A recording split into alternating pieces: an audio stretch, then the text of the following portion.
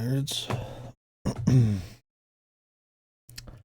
So, really should have gone to sleep. I feel like I've opened every RGD fucking stream talking about sleep.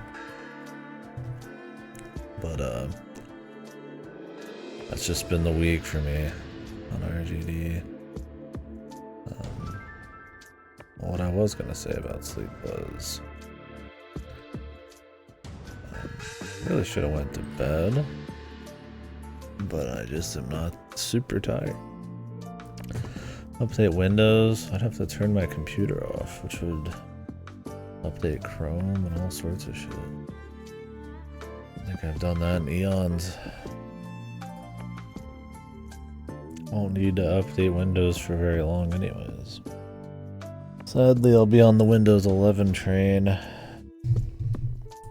Spending a lot of time setting up computer shit.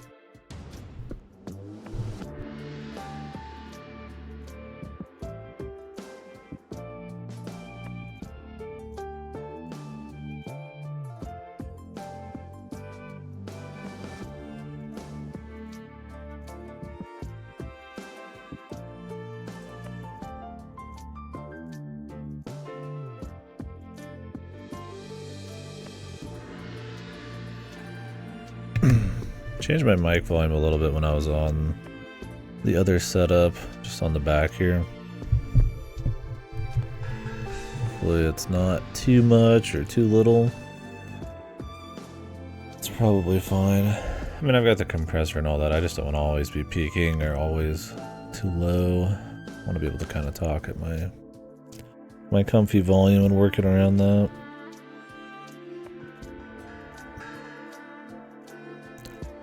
We will see.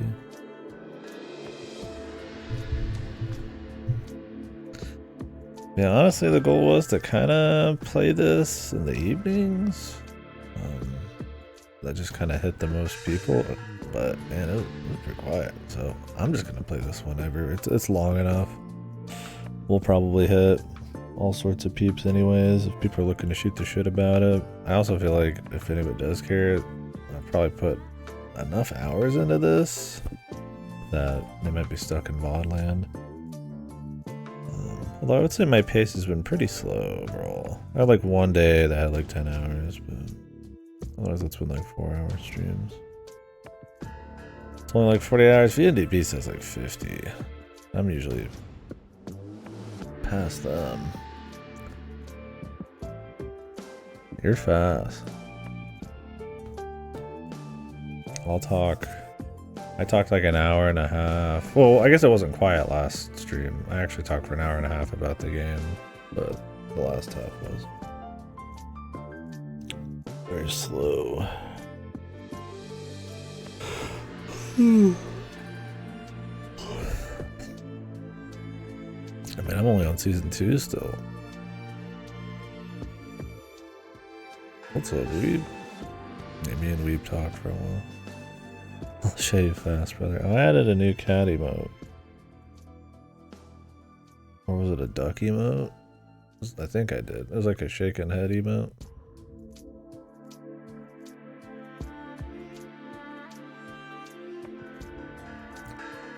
But yeah. Thing is, when I'm not tired and then I start the stream and I should be tired, I'll feel tired when I start the stream, so we'll see how I'm feeling here. The Nintendo event is in 5 hours. We'll stop probably in 4.5.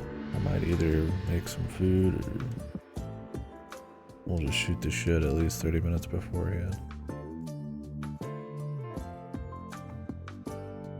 It will last an hour. Then we'll talk after. Anyways, when we left off, I've warmed the stream up now, I think, sufficiently. They defeated Caleb and Miguel. Probably didn't kill them. I mean, Alfred's still fucking alive. So only blah people die, unless you have like a ponytail, like Monomoto and all them. Known Evil Man, Momomoto. Oh yeah. I'm excited to see him too. We saw the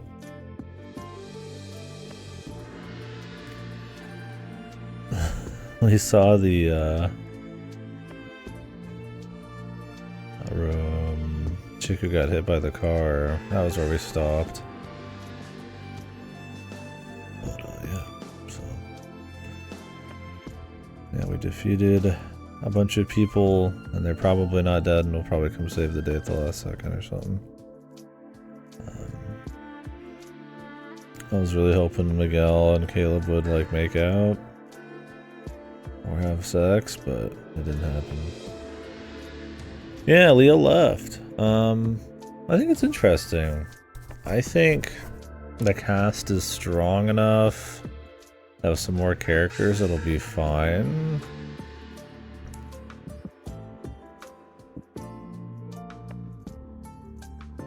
It reminds me of Psycho-Pass, where the cool guy left and then he went and fought in some war. And then he came back. Maybe it's gonna be like that. They're gonna bring him back somehow, right when he needs to be there, right? Yeah, Leo did some cool. I like the where he kind of like unleashed himself. Maybe not like the coolest last stand ever, but it was cool still. I don't know. I'm cool with it. I just hope that the VN doesn't get too long-winded. I don't want it to like overstay its welcome, just to kind of keep new seasons going. So hopefully their kind of tail as they become more of a proper mafia, strong. But with Leo, it's like there's new characters coming, so. Oh, really? I think all the way up to Caleb was totally fine. But I could see maybe it getting a little too rushed. Possibly, if they start introducing like 1,000 new villains. I think the pace has been totally fine. It's kept it at least exciting. Right? We talked about it a lot at the beginning of the last stream, but you know. I think the characters are well defined, if not always really having that many cool moments that aren't just them being cool. I think like Rose is kind of uninteresting for how important she is, but I think the setting is fleshed out enough. There's enough different players, enough different factions, enough different characters, and the pace is breakneck enough at times to be just like a fun one-liner action thing.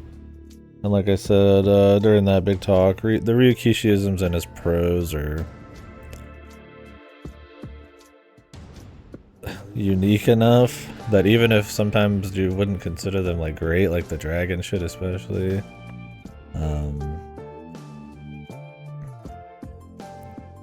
I think that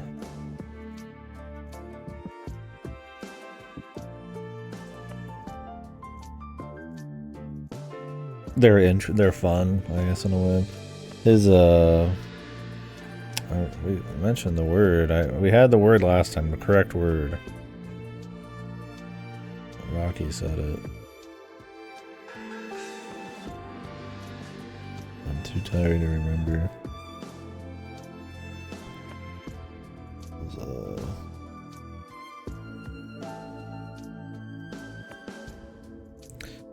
remember. What the fuck was the word? Let me do a who on Rocky, man. I can't remember basic ass word. I need to just do like a fucking deep dive on like literary just words. Was it 88? What is the end of Rocky's name, dude?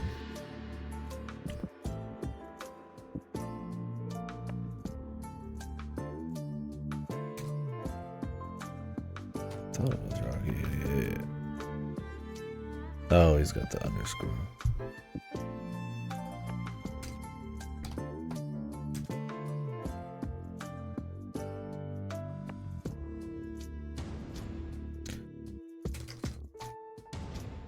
Oh, that's fine. I'll just do the slash user.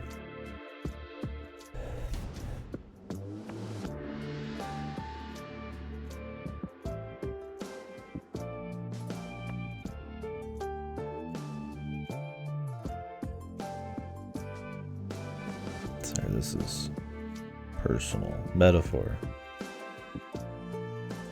I can't remember the word metaphor. I just don't actually use metaphor as often as I should when referring to shit. But Rikushi's like writing in this is like 90% metaphors.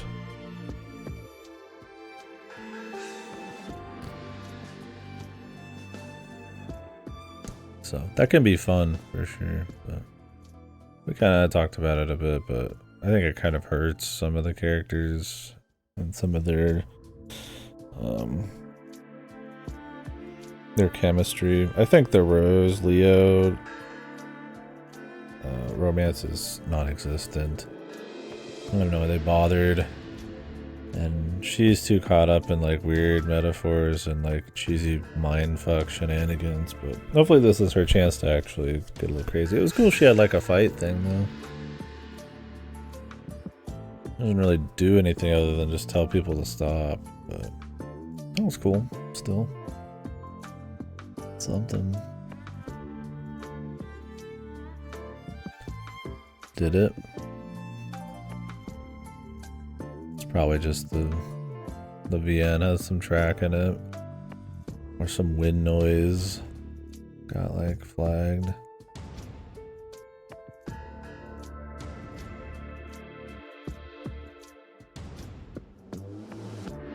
That's used on like a million things or some shit, who knows? No, I usually don't. I usually just, I mean, if it's gonna happen here, it'll happen on YouTube, so. Although I guess on YouTube you can choose whether it, you keep it or not, but usually anything Japanese just gets full blocked, so it's whatever. I usually have to mute it or remove that part anyway, so. How much was it? I mean, it feels like a couple minutes, whatever. But no, I don't have the space or the desire to constantly save local and send local.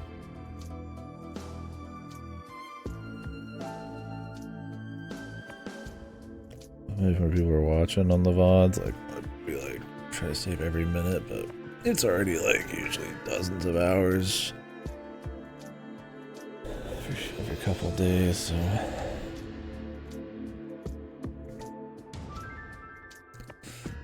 Although maybe if I put a little bit more effort into it, they would. More traction, but. It's like with Rose Gun Stays, it's like, I mean, if you're into it, you're into it, right? And it's like the 5 people who care. You already have to probably have some kind of following or some kind of godly editing to get somebody interested in something like this without any prior knowledge. Yeah, I'm not too worried about it. Yeah, so yeah, it's been cool so far. Yeah, when I say I don't want it to be too long-winded, I guess I mean I hope they can incorporate new things that feel good and don't just kind of come across as like a monster of the week until it's just kind of over. It'd be cool if there's like a theme or something like that they kind of work towards, or some kind of message, or just, you know, maybe just some kind of depth. Maybe there's a lot going on, right? I think there's a lot of possibility to do a lot of that, and they've already kind of dabbled in it. Themes of like nationalism, things in pride for your culture, you know, coping with the loss of culture, you know, what is a Japanese person, all that kind of thing. I'm curious if they'll get into stuff kind of talking about you know, how much of it's material, how much of it's like the people or like the tenets or something, you know. They've dug into a little bit of like a post-war, pre-war mentality, you know, like people being very closed off, people passing the puck on blame and stuff, and that kind of leads to the downfall government versus people. You know, they've kind of dabbled on a lot of shit. Some of it's kind of preachy in the way that Ryukishi does it. Some of it maybe doesn't have the depth you'd like, but they kind of dabble with it a lot in service of character moments. I think stuff like the War Buddies do double. That actually works for setting, motivations, why there's so many people in the underworld, feels for a lot of the characters. I think some of the War Buddy stuff's pretty strong. I feel like we'll probably move away from some of that. And probably just focus on more Japanese culture type of stuff, but we'll see.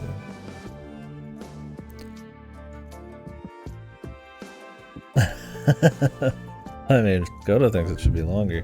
Thing is, though, with Ryukishi, is the 8 seasons shit is just bullshit anyways.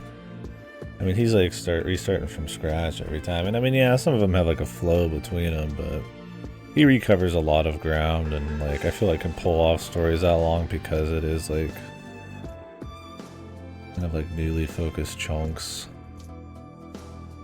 Like, what stories does he have that flow from event to event with a pace like this that are like 100 hours longer? Now, that is a complaint I think people would have about Rikishi, is maybe Umineko and Higurashi could be fucking cut down for the benefit and still have like the, you know, repeating story structure, but anyways, I can't really speak for it too much. I figured that'd be the end of season 2 and we'd be moving at a brisker pace, but I mean, I'm fine with it not. As long as I mean, I liked what was there. So as long as I continue to like what's there, I don't really care where the arbitrary lines are cut. So. I just do worry that it's just gonna be like, you know, less of a focus. Like, this one was a lot of like Rose building herself up, even if she's not the most interesting. A lot of dealing with like the war brethren type of shit, and kind of solidifying them as like a power. There's a lot of like goals and little themes and stuff they're going for. But hopefully they don't have anything like that. There's at least just kind of like some goofy Game of Thrones shit where there's just 20,000 factions fucking around and the interplay between them's fun. We'll see.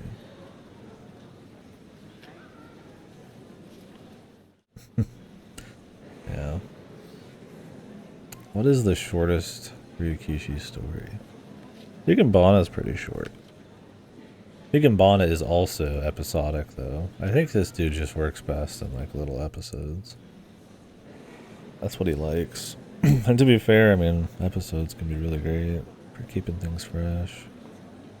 This one's technically episodic, but feels like some of them can be very long and flowing. Maybe it won't be from here on, but I could see it also just being like different phases. You see, they're literally seasons, right? So. Kurokasu thing are loopers. Those are supposed to be shit, right? Silent Hill F probably won't be, but Silent Hill F is gonna be very different from what he normally does. I'm curious if it's gonna be like a sink or fly thing. Like, when he just is, like, restricted to a completely different style, if he just fucking nails it, or if it's so far off as usual that he just fucking just tanks, man. Because sometimes that freshening, that kick in the ass is probably what a lot of, I mean, just, like, send some of these dudes, right? In a good way. Because Ryukishi is, at times, overwritten, full of metaphors, kind of goofy, character driven, but with very overt, over the top characters that wear all of their themes and their stuff on their sleeve, unless it's literally hidden for mystery. Not that he has no nuance or depth, but he's not. These are not like very careful, subtle characters, right? And I mean, with VNs and stuff, you can deliver some of that, sure. With very good, you know, descriptors or really strong, I guess, sprites. But maybe it's just not what the genre is about. I mean, I don't know if I would say that. I mean, there's plenty of things that have that kind of like subtle nuance that are limited visually, so. Like a Disco Elysium. Whew. And Eliza.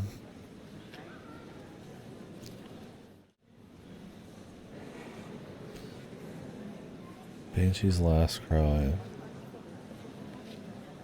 I'm thinking of like an ancient VN right now. Like the OG. One of the OGs.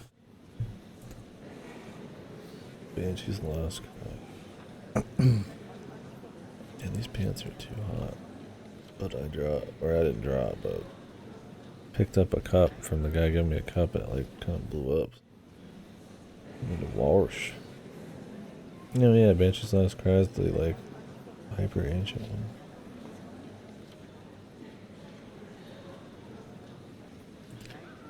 Getting the remake.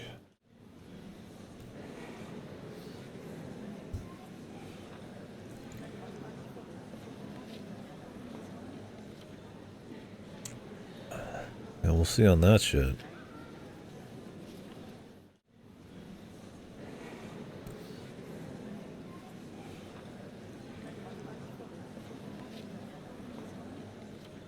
Oh, he wrote some of them.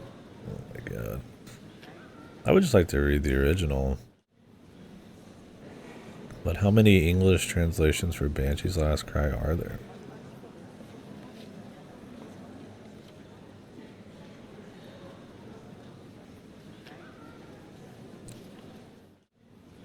And maybe I'm misrepresenting all of Ryukishi's writing. Honestly, I haven't like thought about it super in depth. Kind of talking about it off the cuff. Maybe there's a lot more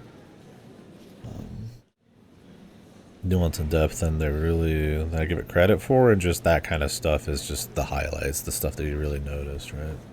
I think his character stuff is good. I don't think those are bad things either. I mean, it's a different style. You know?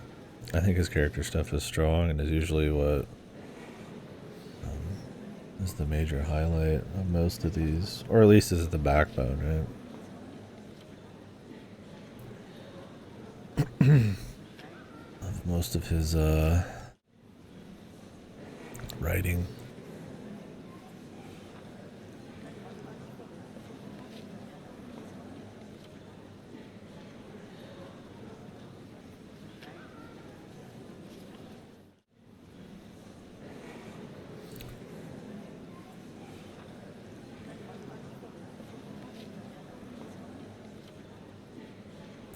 Yeah, when I say that, I don't really mean it in like a hyper negative way.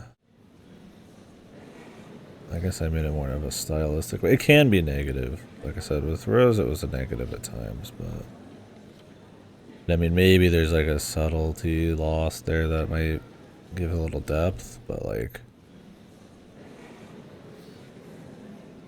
and yeah, there are times it's sloppy, but there are times where it's like,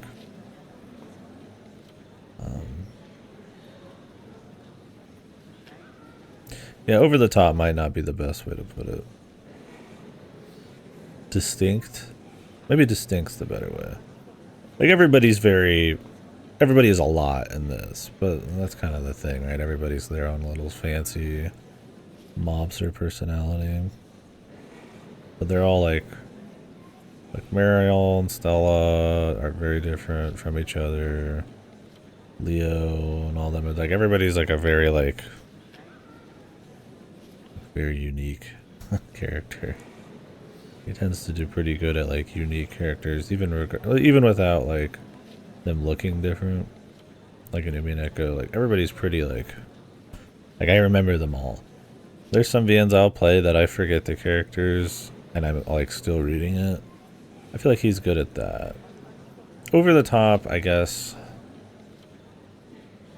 Over the top is like Danganronpa, right? So maybe that's not a good way of putting it. Maybe I'm wrong to say over the top. maybe more, yeah, just very distinct. That's a nicer way of putting it.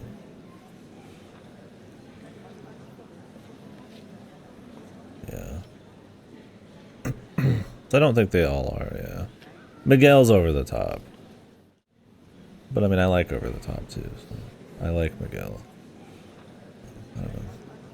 I guess that also that stuff sounds like it's got more negative connotation than I mean to give it. Because I do sometimes, like I said, sometimes he does. But like Higginbona is very over the top writing. The way like witches act, and like it's very over the top. Right? But like it works in Umineko. It doesn't work as much in Higginbona because the premise and some of the character work and stuff isn't as strong. But like it works because of how crazy Umineko is and how fleshed out the characters are. You kind of get wrapped up in his style of like very in your face, very dramatic, over the top kind of characters. I don't know. Over the top's a weird one. I guess that's probably a tough one to actually quantify. Because I mean, like DS Irae is way more crazy, way more over the top. Does that mean this isn't? I think it's a different speed, right?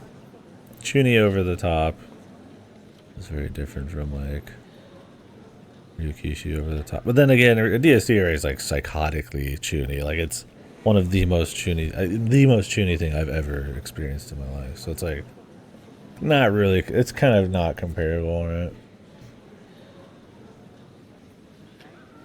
But yeah, I don't remember what I was going to that. Yeah, I don't know, because Silent Hill tends to be understated, very symbolic. Very, very character focused, like super hardcore.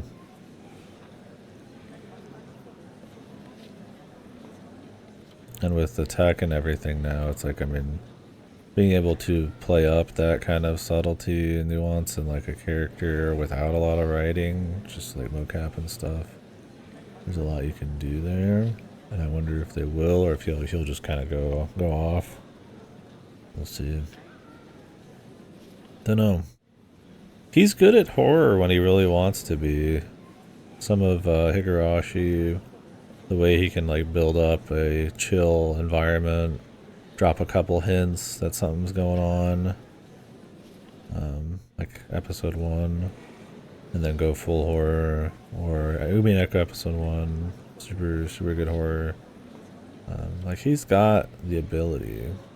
People call him like a horror guy, but most of his shit is not horror. I don't know why. I don't know where he got that, right? Like when his horror is there, it's good, but like how much horror? I mean, would you call Higurashi a fucking horror VN? I wouldn't. Like when they're fucking playing around, having fun, or they're talking about like family issues for like hours on end, it's like, sure, some of that sets up horror, but usually it's, I mean, it just sets up seriousness by contrast, right? And juxtaposition and shit, so. Like Umineko has like one horror episode. Like Higginbona is technically horror on the surface, but it tends to be more about social issues, and so it's weird that he's like fingered for horror. I don't think he can't do it, and I do think he has good horror, but he is not like a horror VN writer. I assume some kind of like, yeah, I mean, I would assume some kind of like just scariness, right? Like it can be a combo of all sorts of things. It can just be, you know, it could be jump scares, it could be violence, it could just be very unsettling atmospheres and tension. Never thought about it. I mean, I don't like jump scares, but I mean that, you know, some people would say that kind of thing. Atmosphere, mood, right? Like Dread.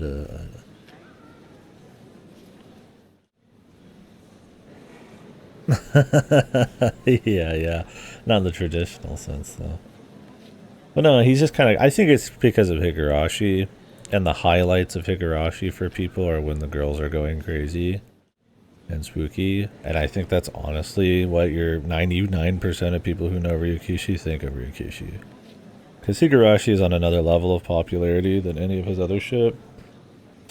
I mean, this is a full 40, 50 hour fucking VN by him, and nobody knows about fucking RJD. Man. It's like super underplayed. There's no followers for it on Twitch. I almost never see that. Yeah, and the anime is way bigger than the VN by a fucking country mile, and it is much more horror focused. Because I mean, what do you think about it, in a VN, or an anime, unless it's going to be super long, what are you going to focus on? The 10 hours of playing around and setting up the setting and the characters, or the big stuff, which is the horror shit, right? So it's like it's always going to be geared towards horror. And cute girls being violent was not super. That was not much of a thing at that point, right? Like the Dream Diary, not Dream Diary, but what was it called? They started having more. It wasn't Dream Diary, it was Mirai Nikki? Where the guy is the Andres and shit started getting more and more popular. I think really that's just such a big part of like what people think about Rikishi, but really he's just not. I don't think it's that he can't do horror, that he's not good at it in any way, but I mean at that point Nasu might as well be horror. Because Nasu has all sorts of urban horror. And if anything, I would say he's more consistently urban horror than Ryukishi is just horror at all, right? But nobody thinks about either of them in like nobody thinks about Nasu in like a horror sense. Because the highlights aren't horror. And nobody reads the VNs. Where Ryukishi, nobody reads the VNs and the highlights are the horror. So. Yeah, exactly. So that's probably his claim to fame on that. Yeah, we'll see.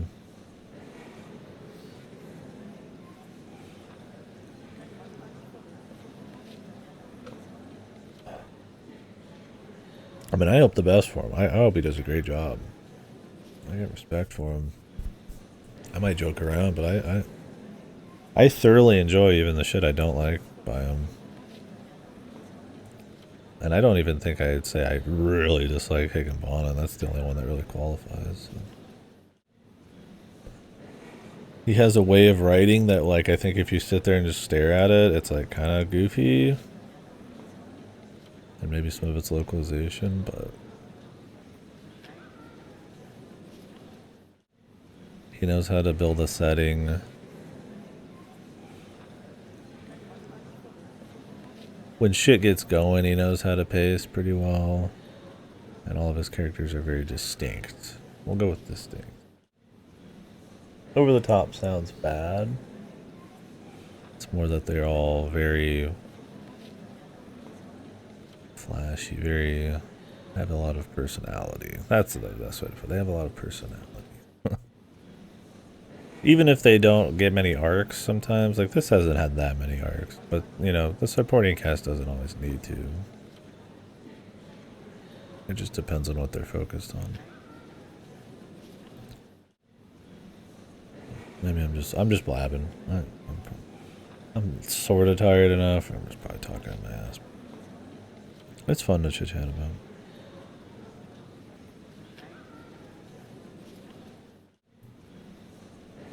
Who am I?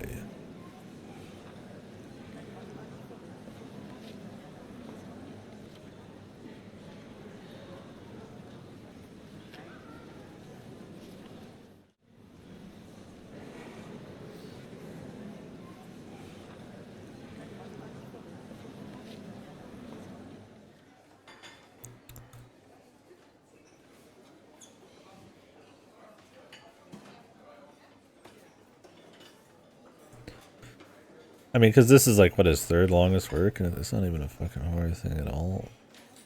Umineko's like barely horror. It's his best horror, but it's only for like one episode.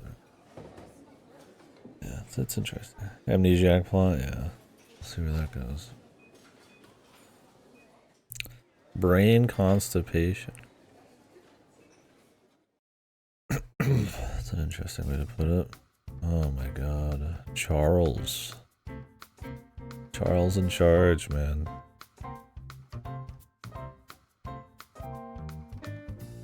Is this gonna be the like Saku whatever his face from Mineko adjacent? The wacky bussy man here. Whoa, his lover. Alright, I'm in. I'm in. The bussy boys have arrived.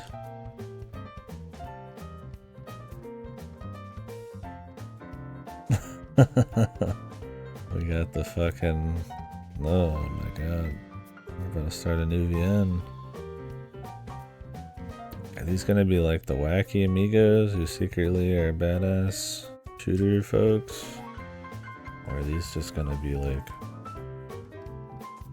pure comedy, man? I mean, the music makes me think it's gonna be goofy.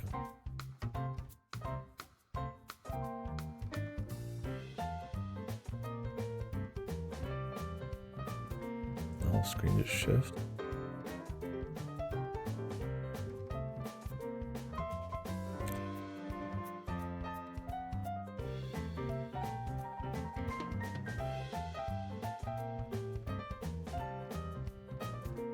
Proud Wolves.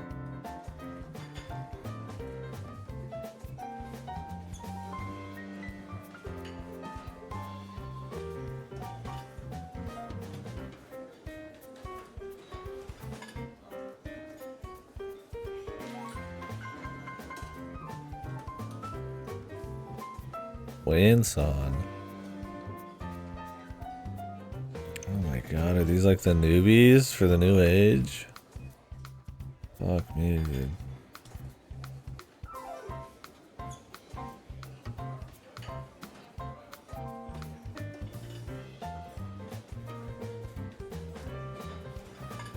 These do not look like gangsters, but then again, nobody here does.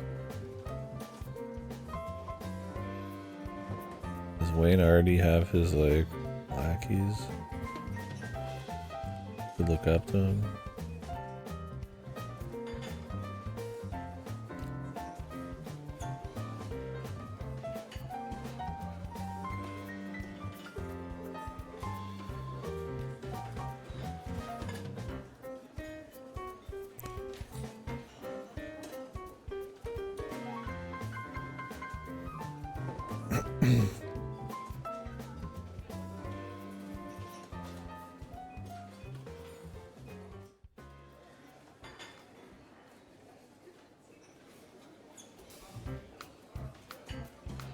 You know Ryukishi, comedy master. Please look forward to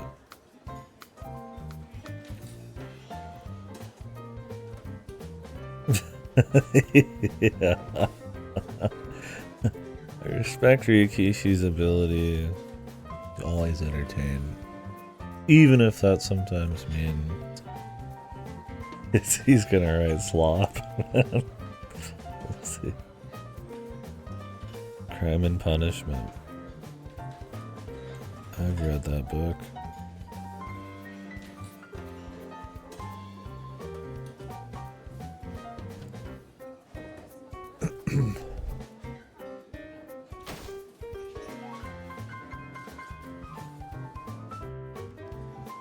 Fuck me. Don't worry, bros. I'm sure Ryukishi's cooking, man. He's going somewhere.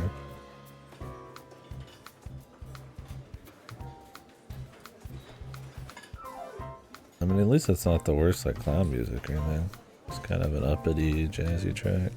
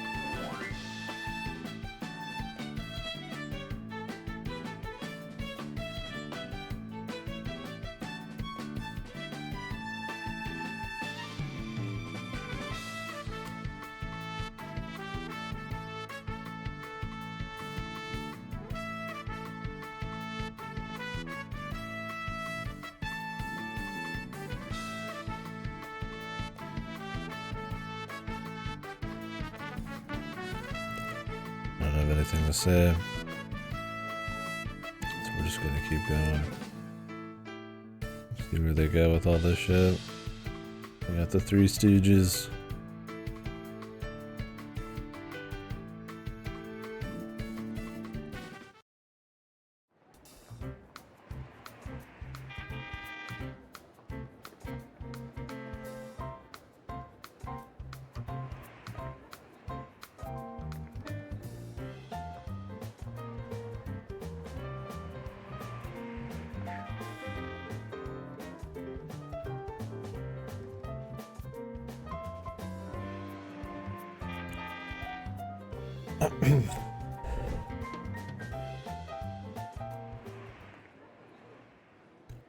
Looks like a fucking JRPG character.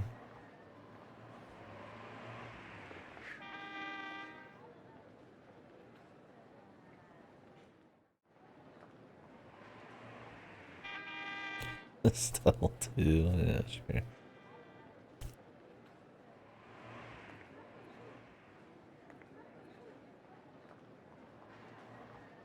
Still Forma D. Amnesiac.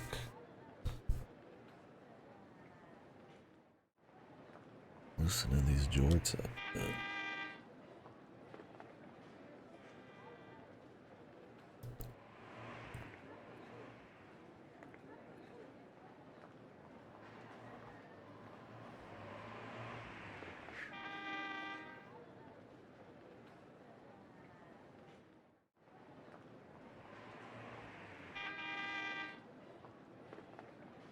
I do think the future thing adds a little mystery because their goals of like, and the game it's cool that I can talk about their goals and discuss histories and characters. Like some games, like I can't even like I have like nothing to like. There's nothing to like dig into. Right? So it's kind of where I give credit, but that they talk about, you know, trying to preserve the Japanese way and surviving between the forces, and in the future it just seems like there's nothing really except the gang just in a small place. I mean, I guess they're well known, but you know, who knows? Then again, I mean, they could just be hiding all sorts of goofy bullshit. He's gonna write the fucking essay and magically Japan's gonna just explode and take over old ground for some reason. No, they don't exist. That's why I'm kind of hoping there's like a bit more of like a different kind of message or something kind of threads the needle in an interesting way. Doesn't feel like it's just gonna magically be everything just works out for the Japanese culture kind of thing.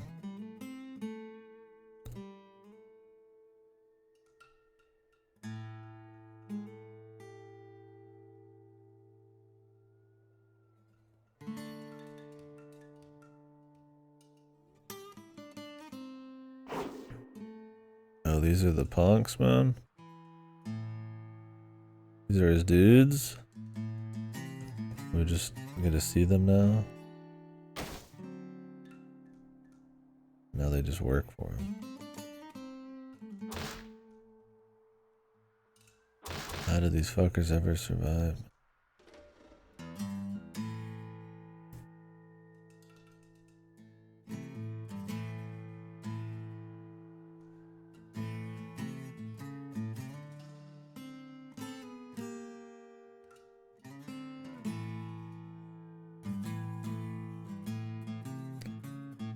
Hey, shit, this is the longest this period's been in a long time.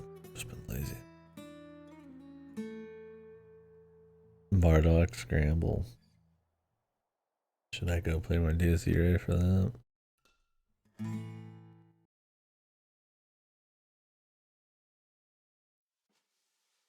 Chuny egg people? Or is it less Chuny than I remember you talking about?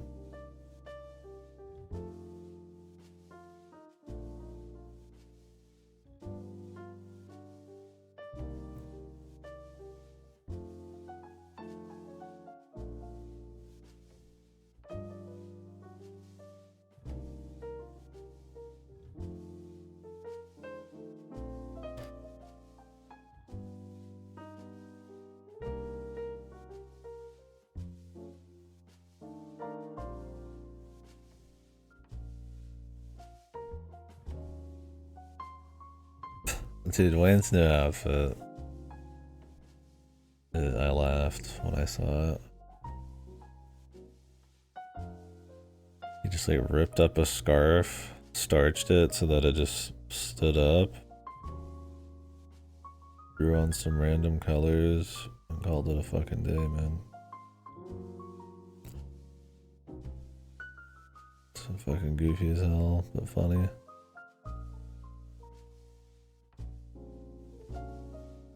Edgelord.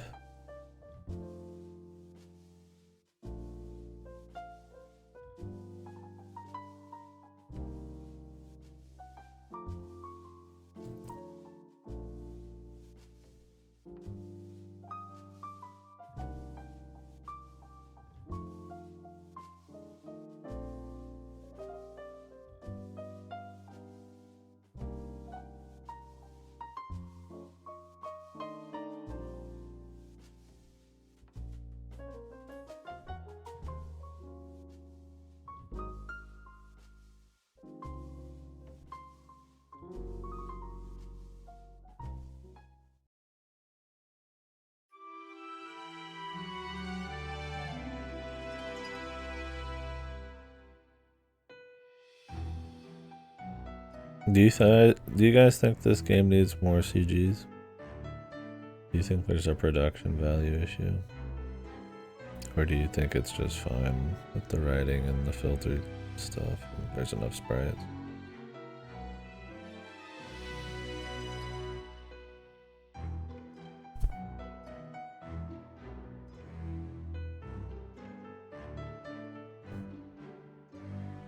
Never necessary. I feel the need for more CGs. For sure. I definitely think there could be some that add some cool factor, add a little punch, but I agree in that I don't think there's any that are essential. Like Degradia, I think there was some that it needed to have. It's a good example of one that was missing some shit. But yeah, I suppose this doesn't need any. I definitely think it wouldn't hurt, but then again, I mean, more CGs never hurts at all. I definitely think there's a few cool fight moments and stuff, and Kino shots that would probably be better off with a couple more CGs. But yeah, for sure, for sure.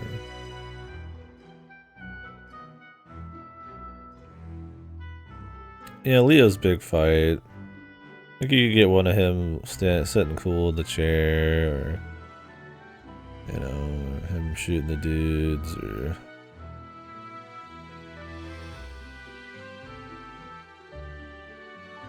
I mean, any of the fights really. I mean, you could have the Wayne fight, or the last holdout in the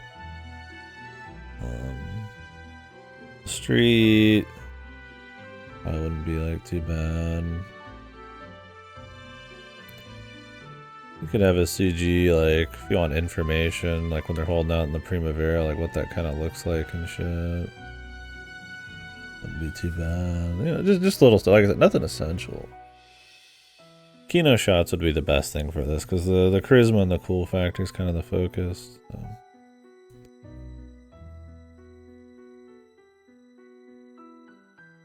An epic Cowboy Bebop-esque. Should I show the Cowboy Bebop scene from episode 5 of that for fucking Alfred, man? He deserves it, dude. Let me see if I can grab it here. Hold on. Spoilers for episode 5 of Cowboy Bebop.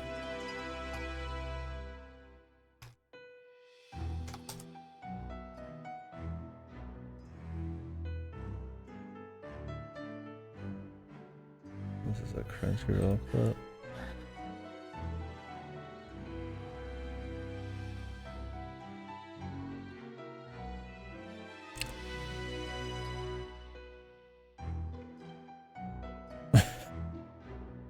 This would be so good.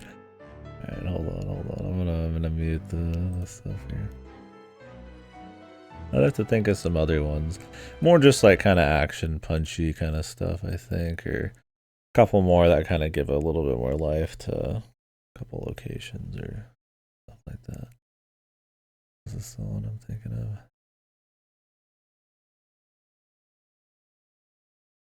I don't want to spoil a bunch of random shit, but in Japanese. Oh, thanks. Like when Leo shoots him, it could be like fucking like Alfred fucking falling or whatever. This is what I was thinking of when this scene happened because Alfred's so fucking goofy. It didn't really matter.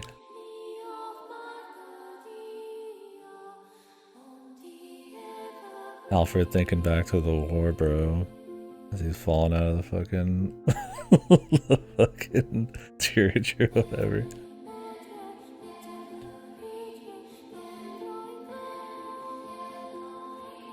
I forgot how keynote this shit was.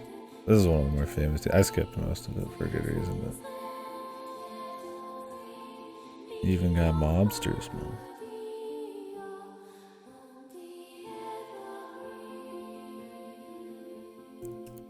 Yo, it could be Leo and Alfred, totally buddies in the war. That's a long war. We got all the flashbacks. Right, we won't spoil anymore. This is pretty early in the show.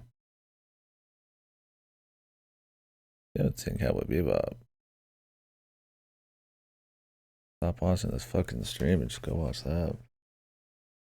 I feel like Leo's just like Spike, but worse. Leo's awesome still, but he does. I do think I like him a less because he is so fucking goddamn similar. Cowboy Bebop's amazing. Yeah. Watch the dub. It is known for its dub. Even the Japanese voice actors say the dub is pretty kick-ass. Oh wait, I've muted this.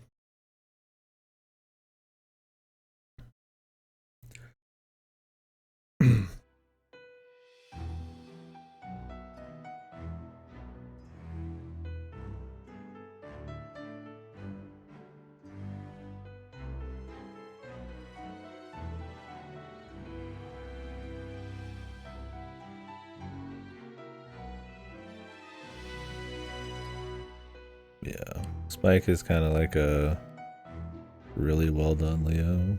Not that Leo's not. Leo's cool, but it's kind of like this. It's like to the point where you're like, that's probably who he's modeled after. I mean, Spike is kind of got, he's like a Lupin thing going on, I guess, sort of. You know, the charismatic, badass kind of thing, but I don't want to just like always reference shit when I'm looking at stuff. But sometimes it's like so apparent that it's like it has to be like direct. Like they even have like similar backstories and shit.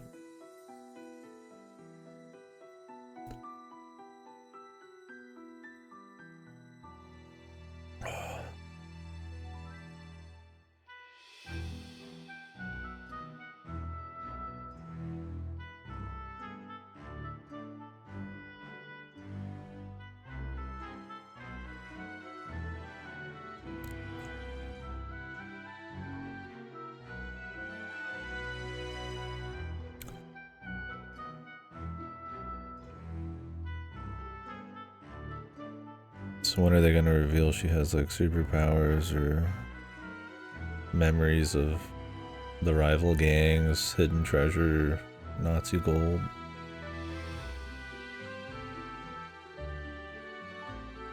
I do like that Ryukishi is like very hands off about the actual war. They name drop like a couple other countries in terms of the war. I mean, obviously they name America and like China and shit, but like I can't remember if they named any other countries. I think once they just said one thing, like somebody was from like some random country. I can't remember what it was. Like they didn't even name the country Leo was talking about or anything. Like he's really, I mean, this is super steeped in like, you know, post-war culture type of shit, but he's not getting into like history or like specifics, and it's in its own little universe enough where honestly, like, I mean, it's not even the same post-war. I mean, it has to do with it. Like, he's discussing like pre-war culture and like, you know, what would happen and why if X and Y happened, and you know, that's still a very big part of it. But it doesn't feel like it did in like Umineko or sometimes in Higurashi, where he's just going off about worship, despite being like the most post-war thing. I think there's an element of like not talking specifics and it being like a much more transformed setting that kind of makes it feel different. I mean, maybe it's gonna go back. I don't know.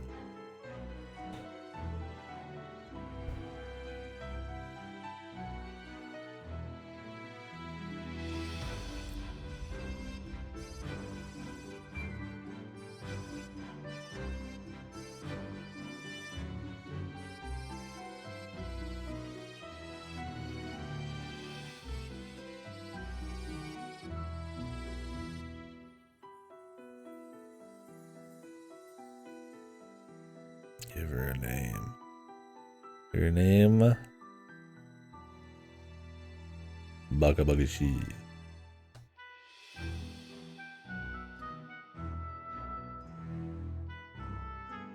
And it just plays the Rudolph voice when everybody says it.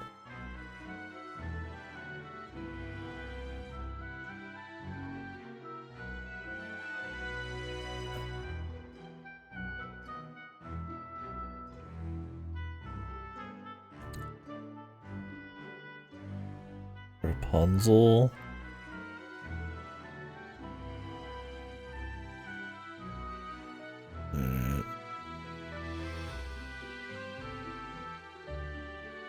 Zell.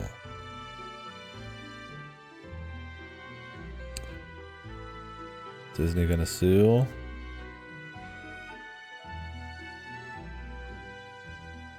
Somehow they probably own Rapunzel in some fucked legal like labyrinth.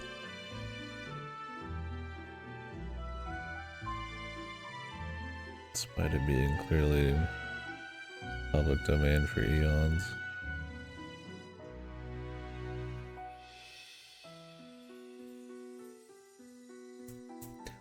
Disneyland. Yeah.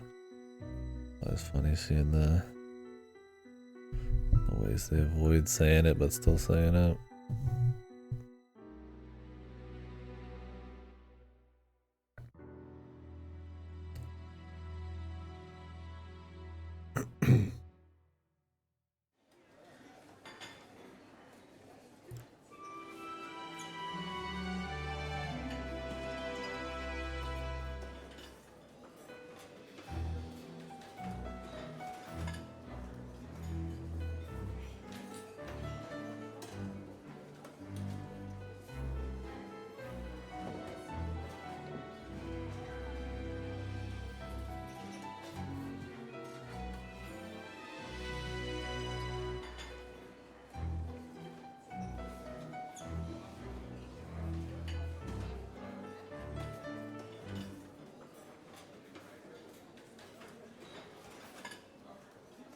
Dazzling outfits, I'm sure.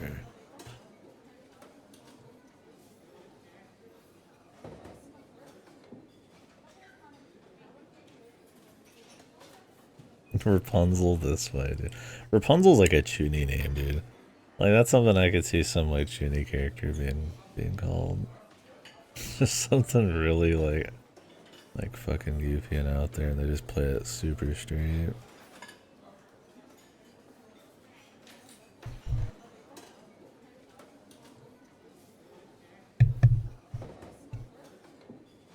Like a code name or something too, I guess.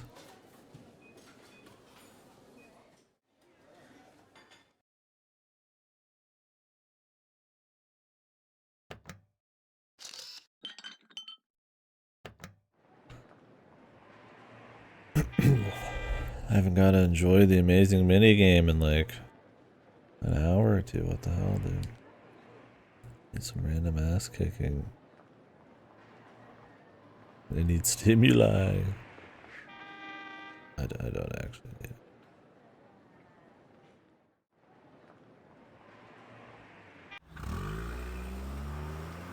Oh shit, it's not all or nothing, otherwise you wouldn't speak. Walk.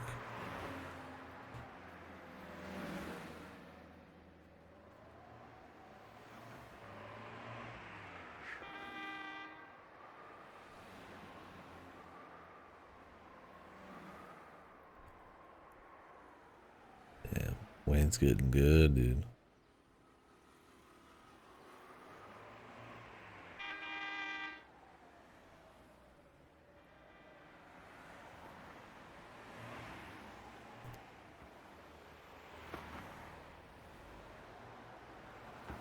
What is this fucking... This is a high quality... Is it a skirt? A thing he's wearing? Scrap he's wearing?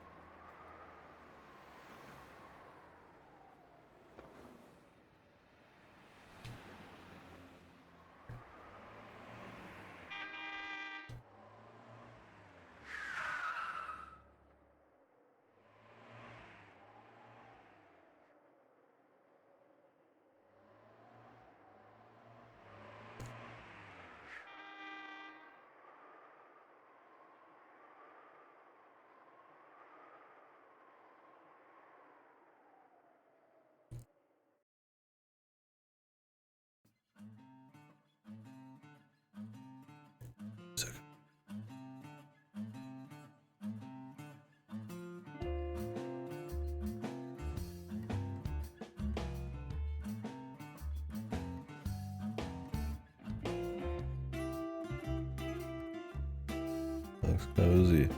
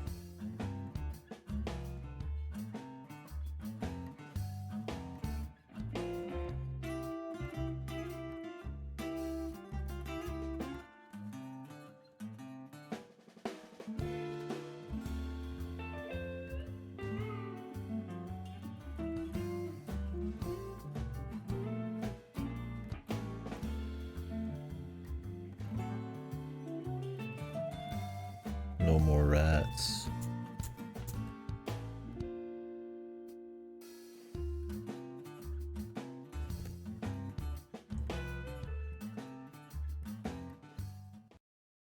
Time for her to take command.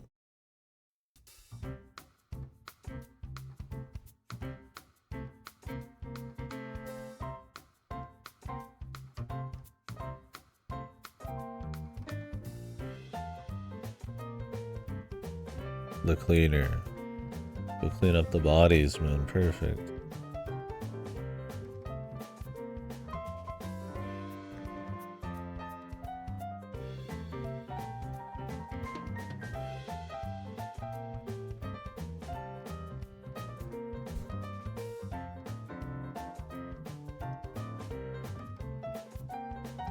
So my strange new life without my memory began in this corner of Tokyo, known as City 23.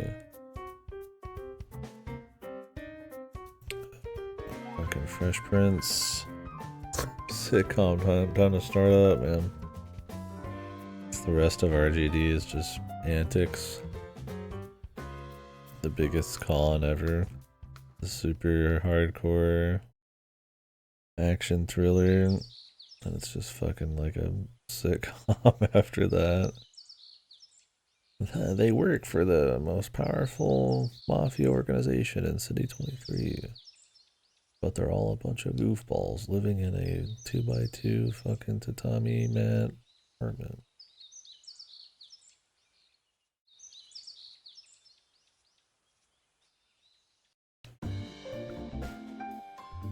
Clean.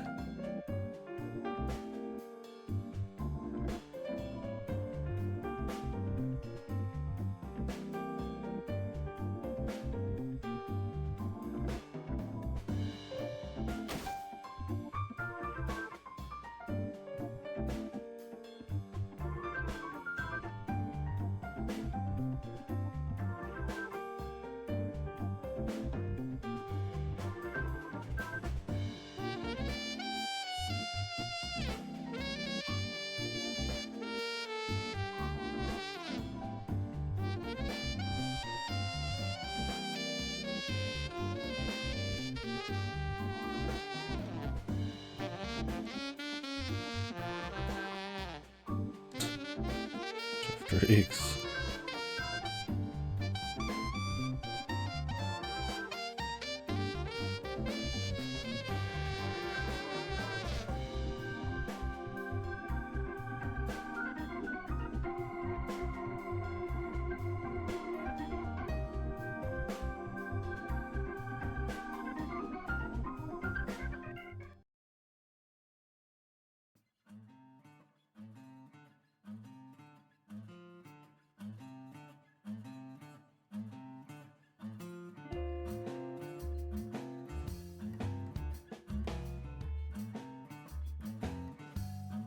Learn about Richard some more.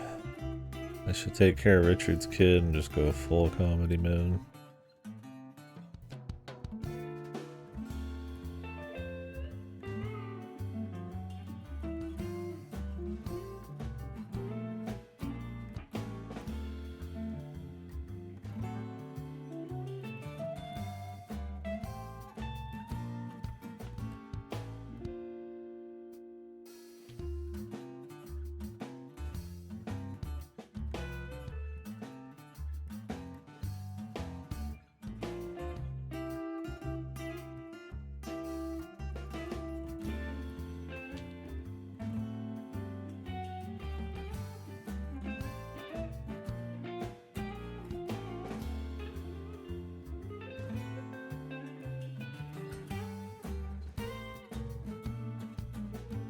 Mr. Wholesome.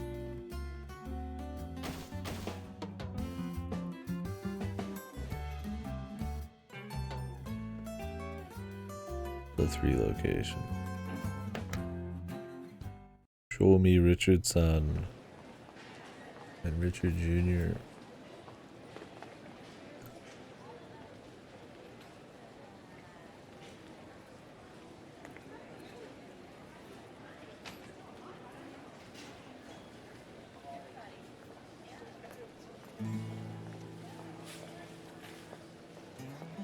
The dad.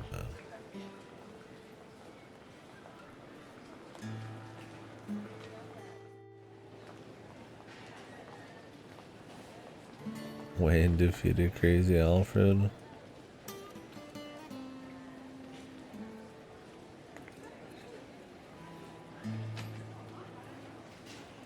I guess, but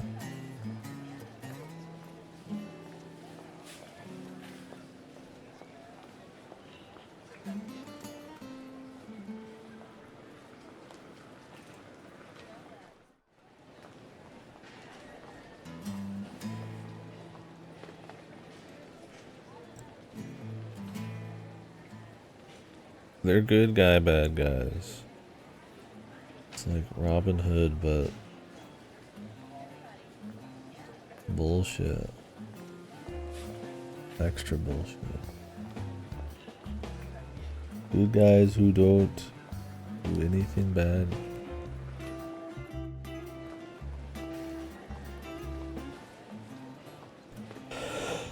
Look, at least he sets it up fine, right? Why they're doing it, how they exist between the lines.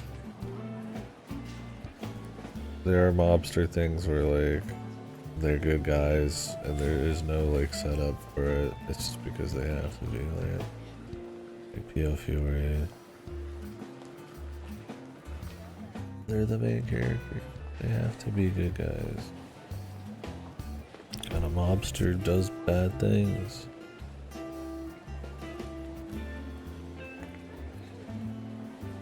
Mononobe.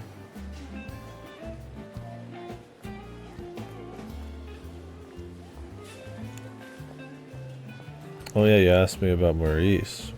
I forgot who fucking Maurice was. I just called him Mononobe. I thought he was funny because he's like the level 2 goon because he has a ponytail and everything else is the same. He has like slightly colored hair.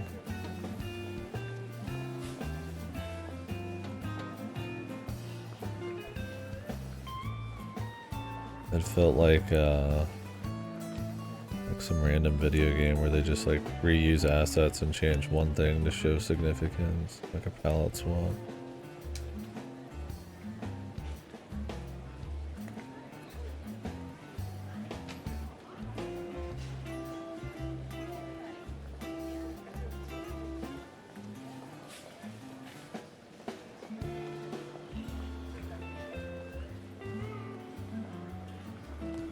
He's just a good guy now.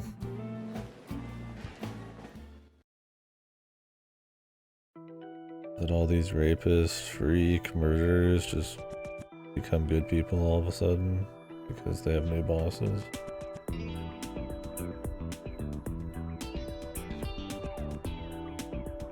The grand boss. Iris got fancy suit.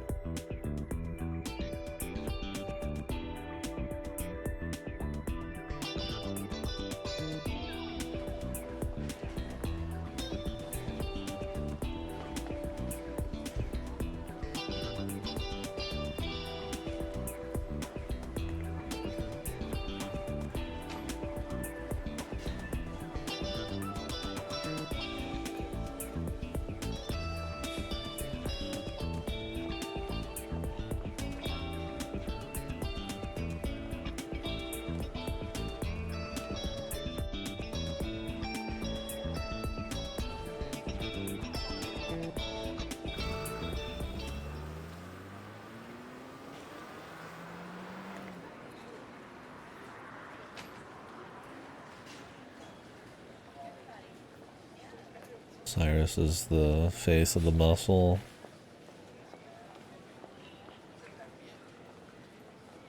He'll never be big, son. You're always gonna be Charles, old Charlie. Shrimp, small fry.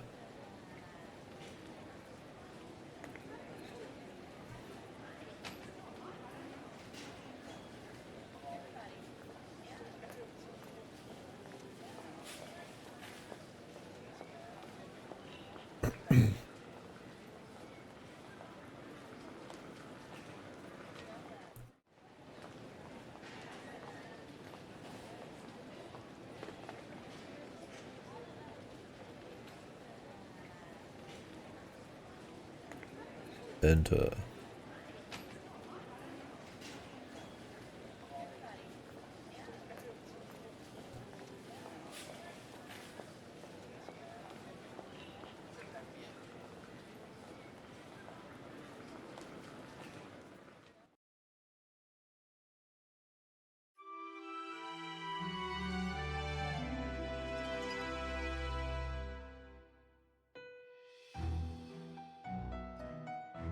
Where did he end up keeping the money?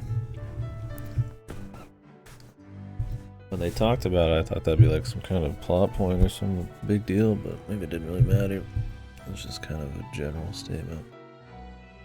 Explain shit.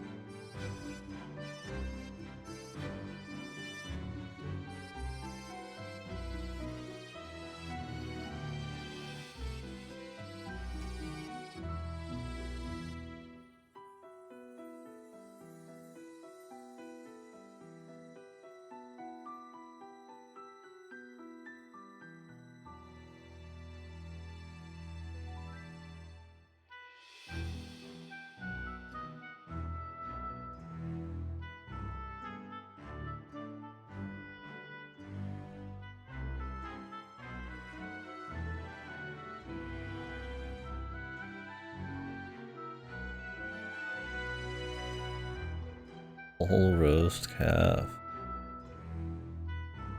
We're gonna be having noodles probably.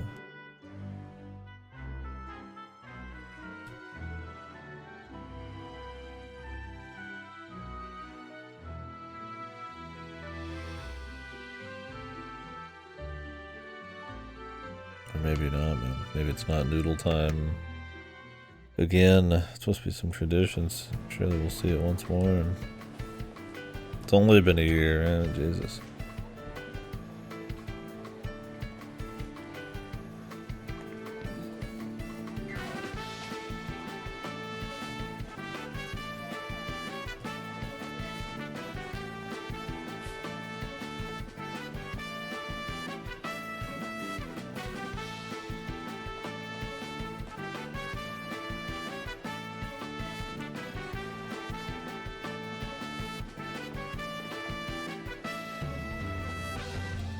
Like how all of Maurice's men died, all of his comrades from the front lines, and now he's just having a good old time under Cyrus. Because those are all generics with no unique qualities to them. So they don't care, the story doesn't care, we shouldn't care. The only people who die, which barely even get mentioned as dying, just forgettable. Yo, Nina's got a blue rose, man. What the?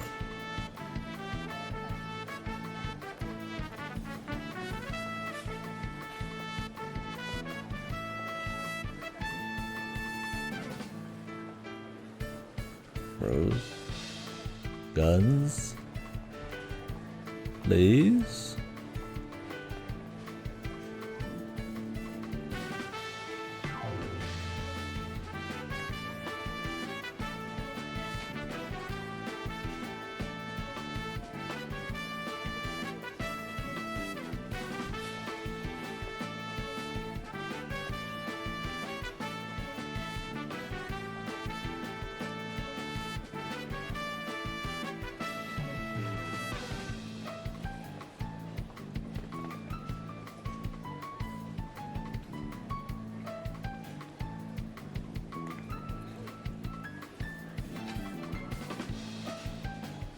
Yeah, I'm feeling pretty fortunate.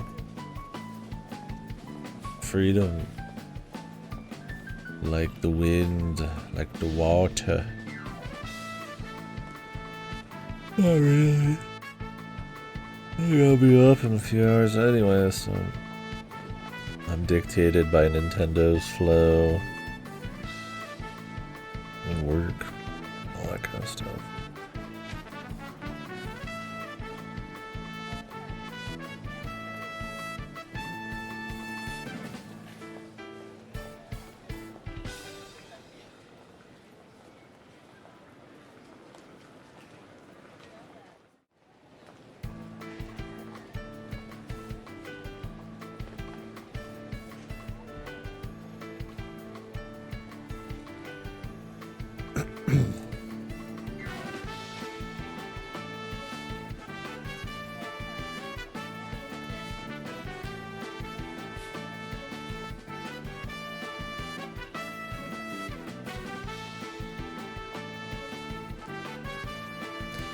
Learning about what's happened with all of the original players through the perspective of like newbies is a pretty good way to do it.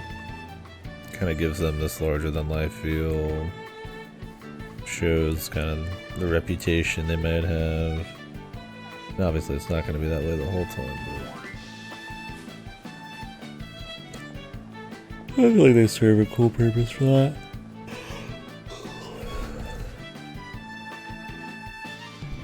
Like even if you went back to the other perspective, like seeing them in this this light helps kind of set it up a little bit better.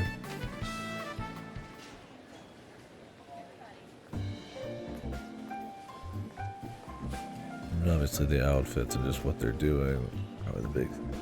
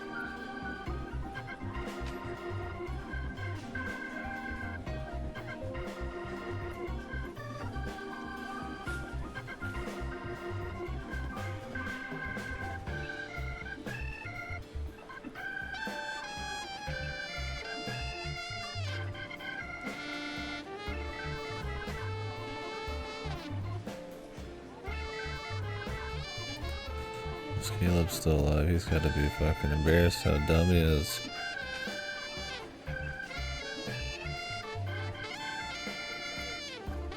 She even got the exact same thing he fucking wanted.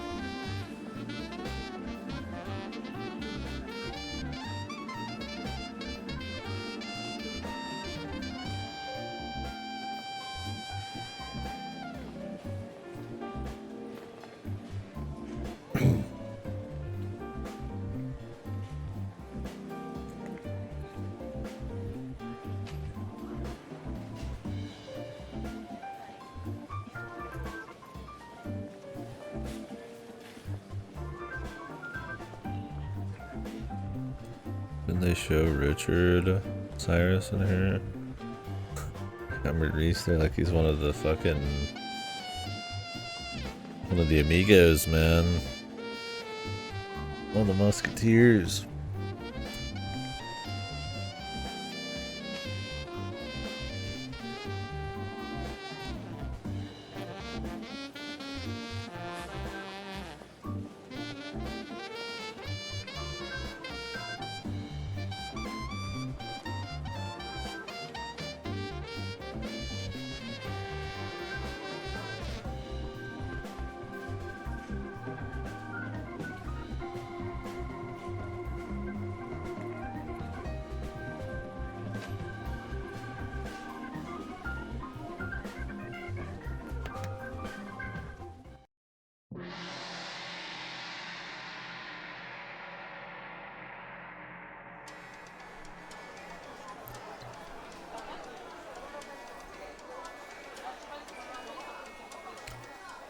4 coins.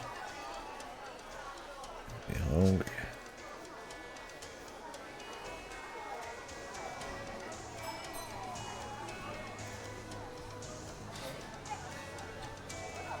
I'll eat some chippy.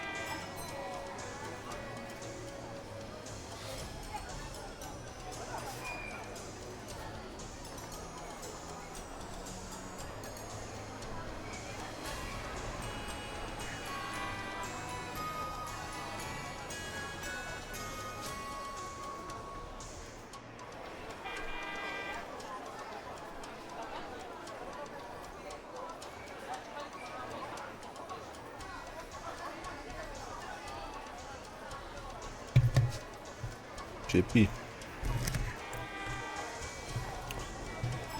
Any expectations or wishes for Switch 2 presentation? Just games for me.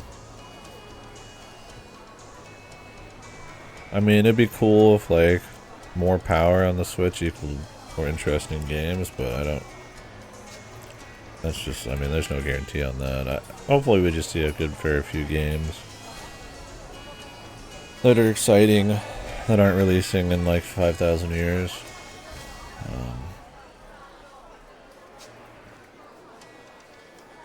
Expectations. I mean, obviously they'll talk, I don't know if specs, but show some kind of like fanciness with like it being more powerful, or some kind of just like vague, it's more powerful. Them showing off whatever the C button thing is, whether it's a mouse or not. I would expect some kind of like new UI, social bullshit. They've always been very weak on that, so I wonder if they'll push it more. I imagine they'll explain backwards compatibility if it exists or not. I don't know if they'll get into the money parts. And if it's going to cost money to like upgrade your games to, you know, for backwards compatibility, or if you just can like, do it for free. Expectations, I mean, we'll see Mario Kart. They've already announced it eventually. Wouldn't be surprised if we saw a little Prime 4 again. It's supposed to be an hour long, so maybe that Prime's going to be dual release. I expect we'll see a release date for the Switch 2, a price. Because pre-orders, I think, are supposed to go up. We'll see, though, for sure. Maybe not. We'll see if all the tariffs and shit are going to make it a little weird. Otherwise, I don't know. I mean, I would like to see realistically, if you think about their release dates for major franchises and what a lot of these studios have been up to, I could see there being a new 3D Mario. Always the chance of a Fire Emblem. They've been said to be sitting on a remake of 4 for a long time. I don't think that'd be a really exciting Switch 2 game, so maybe there could be like a new one.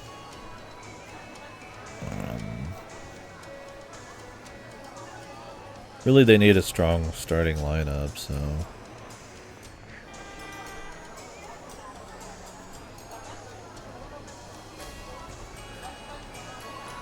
I would like to not see any remakes, but who knows. I don't know if just Mario Kart and a new 3D Mario with like Prime 4 and Pokemon Legends, like multi-plat would be enough. 'Cause I feel like you'd want some Switch 2 like exclusive shit. They tend to need like a new IP for every new system, kind of like ARMS and shit, so maybe we'll see some new thing that makes use of some fucking gimmick. We'll find out here.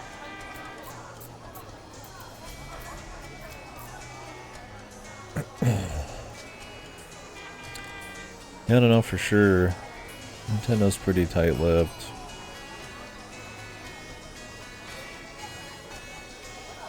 I mean, it's possible they just announced a bunch of random indies and shit. It's possible they do like what they did with the first Switch, and there's like, you know, a bunch of games that can now be on the Switch because of the power. You know, maybe they'll announce some shit with Microsoft, like, you can play, you know, X and Y on the Switchy now. Check this out, you know. It's Microsoft's been all in on being a part of every platform.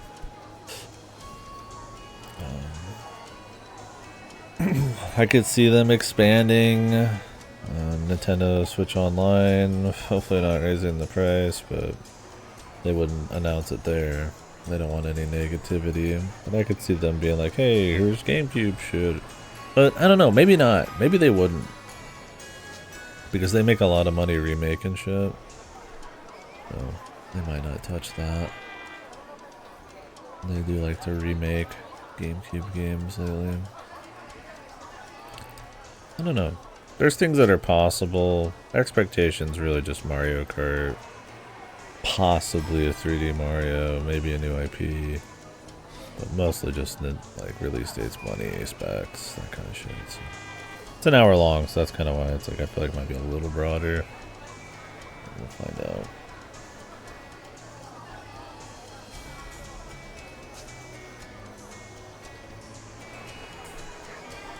And console release date expectations? I don't know. I could see it releasing in a couple months, 2 months. Going for like a summer release for like, you know, people out of school and shit. But I could also see them hedging it on a riding out the Switch 1 for the rest of the year, because they do have a few more games coming out on the Switch 1 and doing like a holiday release and having like 1 or 2 big like launch titles and then kind of trickling them out. We'll see. I don't know. They've delayed it for so long. You'd think they'd actually have a few games lined up, but I'm not sure. I'm gonna keep eating these chips.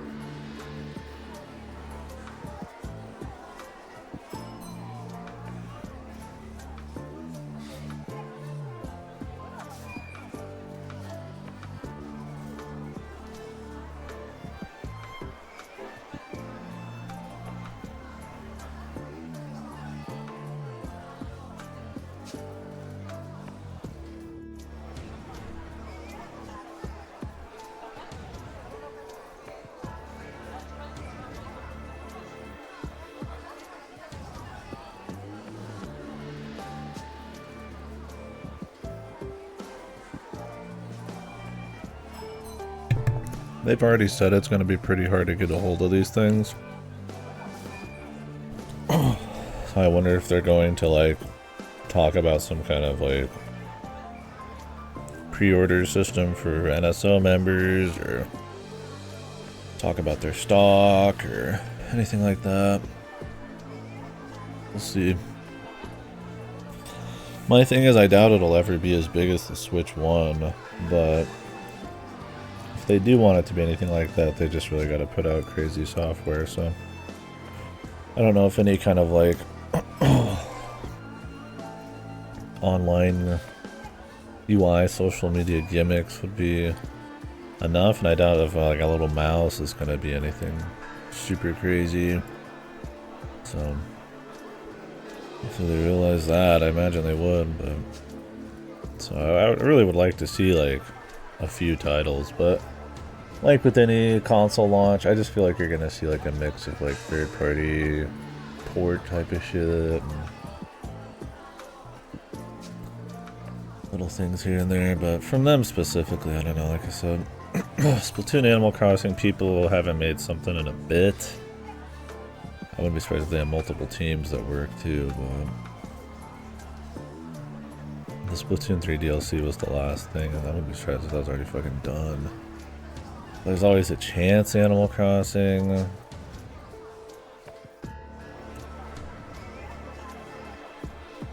Like, they don't want to compete with themselves, but I feel like a console launch is a little different, where you'd want like a few more things coming out to make it worth your while even. But the inability for some people to even get the damn thing. Personally, hopefully it's not too many amazing things right off the bat if you can't even get the damn thing. But I don't know. I mean, obviously you wouldn't see a Zelda unless it's going to be a remake. But even then, I mean, Echoes of Wisdom just happened, so I don't expect that.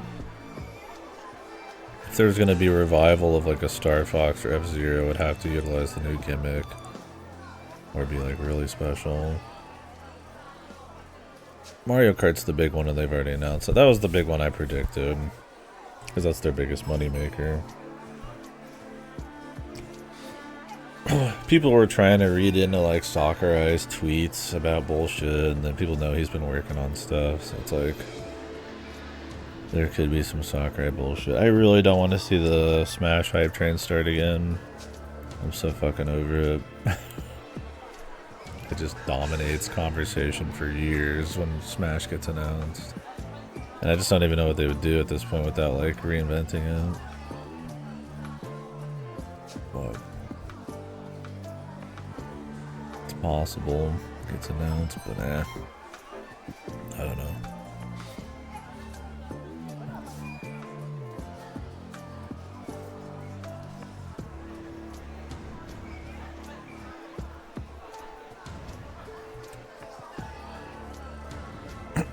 Is it 2 hours and 15? Or is it 3 hours and 15? I think you're right. Let me double check here.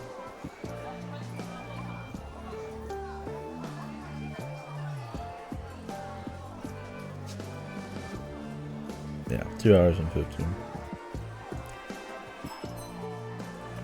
I think I got my time wrong, actually. Thinking of last week.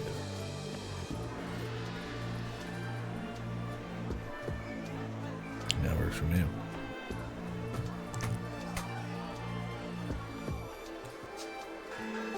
Yep. I'll probably stop this like 20-30 minutes beforehand. Yeah, that's right. Awesome. And then we'll shoot the shit more about it. Go back over these combos and see what people think. I'll just restart the stream when that happens.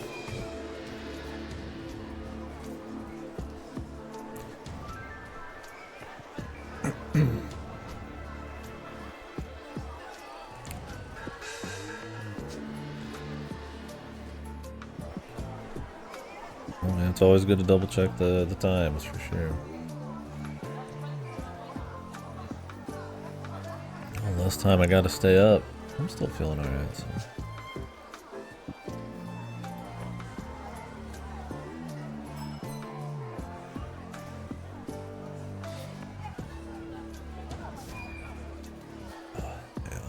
Probably restart the stream 30 minutes ahead of time. Pre-talk, post-talk, all the lovely shit.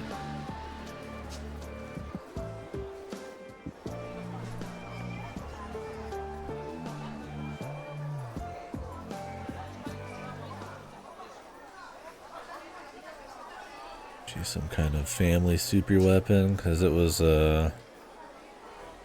wasn't a Chinese mafia that was after her.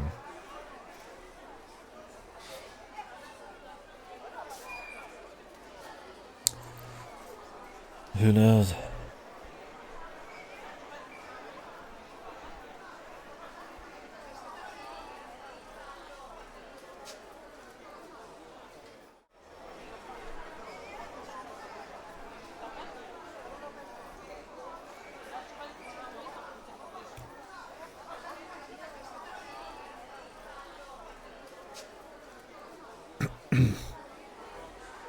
Imagination.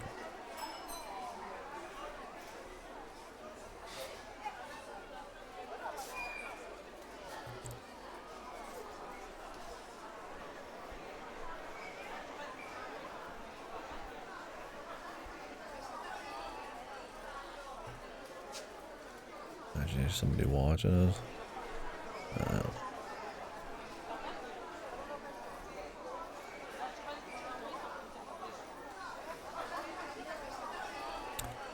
Who the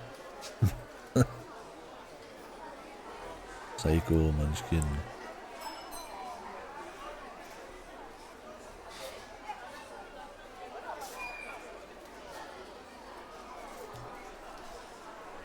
Another new character.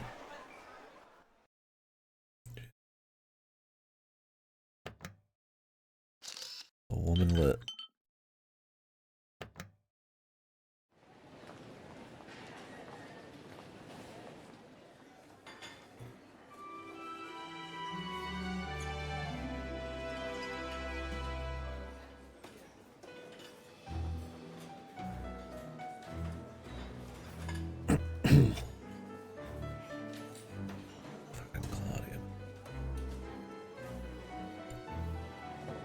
Shop survived or they remade it.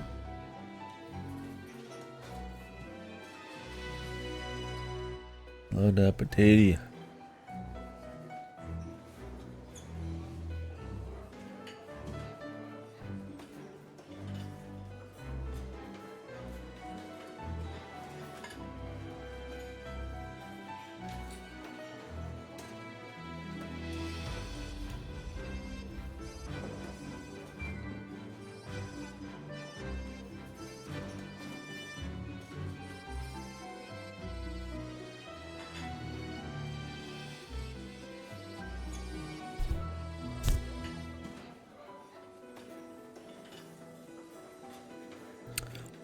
They're doing a treehouse too, huh?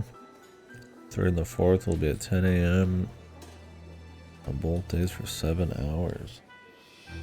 7 hours total between the two. Depends on what they're going to do on the treehouse. I mean, I imagine a lot of it's going to be like Mario Kart for one of them. Usually they're showing games off. Unless they have a lot of third-party ports to show. You gotta imagine they're gonna announce a couple games, first party at least. We'll see. Some new IP. I watch those sometimes, it depends on how much of a game I want to see. If I already know I'm gonna play it, sometimes I'm just like, alright, I'll just wait. Oh, I guess they might do Prime 4 more too. Because even though Prime 4 was on a Switch 1 Direct, I mean, it's gonna be probably a multi-release. With like an upgraded version, so maybe they'll play that version on the Switch too.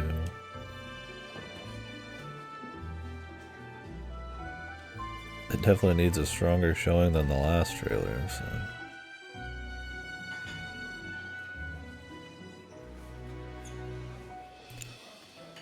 Yeah, I wouldn't get your hopes up. That'd be nice for sure. Sometimes games on consoles need like specific tailoring to actually get them to work that way. It was like Bloodborne. It gets like no upgrades because they have to like actually fix it to make it work, right? Like PS5 or PS5 Pro. Now, yeah, that version, like something brand new, probably. There's probably gonna be upgrades and stuff. I hope you don't have to pay for a Switch 2 upgrade, like you do with Sony. But Sony's already set the precedent where upgrades cost money, even if it's like 10-15 bucks. But in a perfect world, you just plug in your Switch 1 games and they get like an FPS boost, like it's on PC, but this is not a perfect world. So we'll see what happens. Nintendo likes money.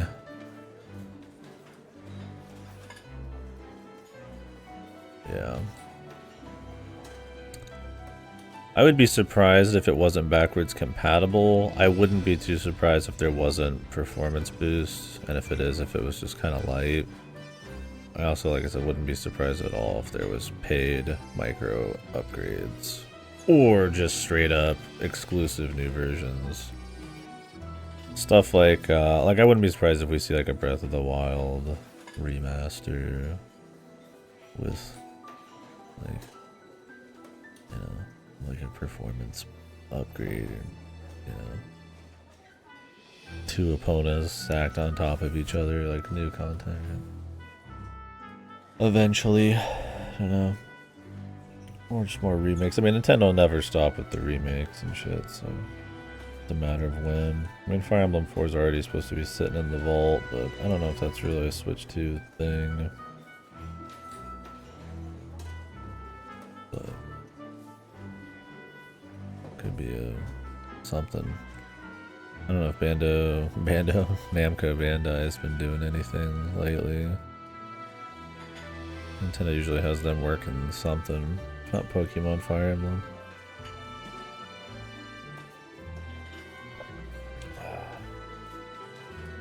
There hasn't been a new Paper Mario that wasn't a remake in a while, so. And Engage was a while ago as well, so I mean that team could have something in the works. Fire Emblem would be a game you could show off power with, right? To get like characters, and it's obviously not like realistic or anything, but you know, you could show off graphics a little bit with the Fire Emblem. Although no modern Fire Emblem looks good. That could be one where if they wanted to show off like power, it could be there. I don't know. We'll see.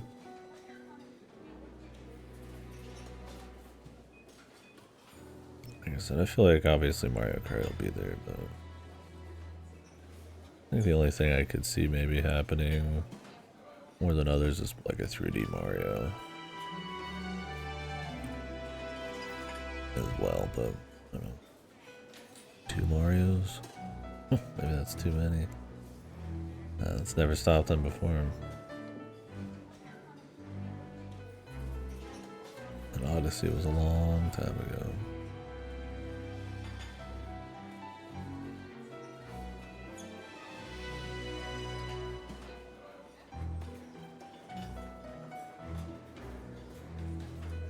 Silksong Bros. I don't know if they'll have an indie showcase for this one. Maybe they'll blast a couple out, but it's gonna be mostly focused on Switch 2 and games you can only get on a Switch 2, or games that are special to be played portable for an audience that doesn't care about Steam Decks and Asus, ROG Ally X's and Lenovo's and all that shit. You can play something from 15 years ago portably now for full price.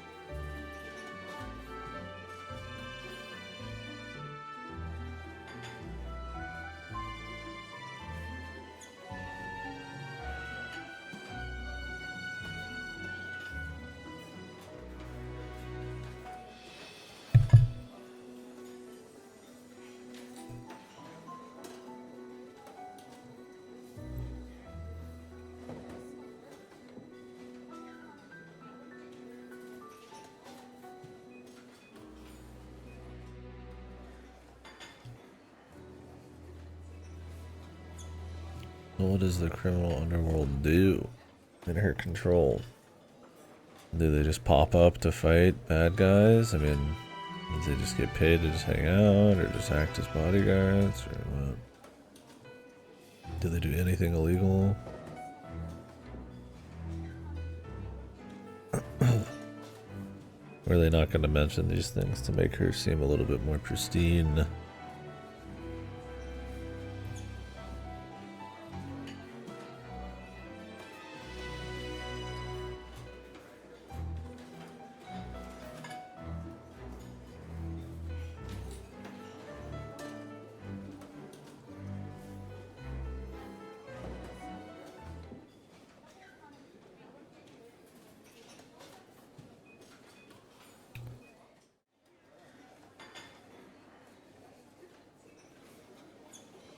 Food culture.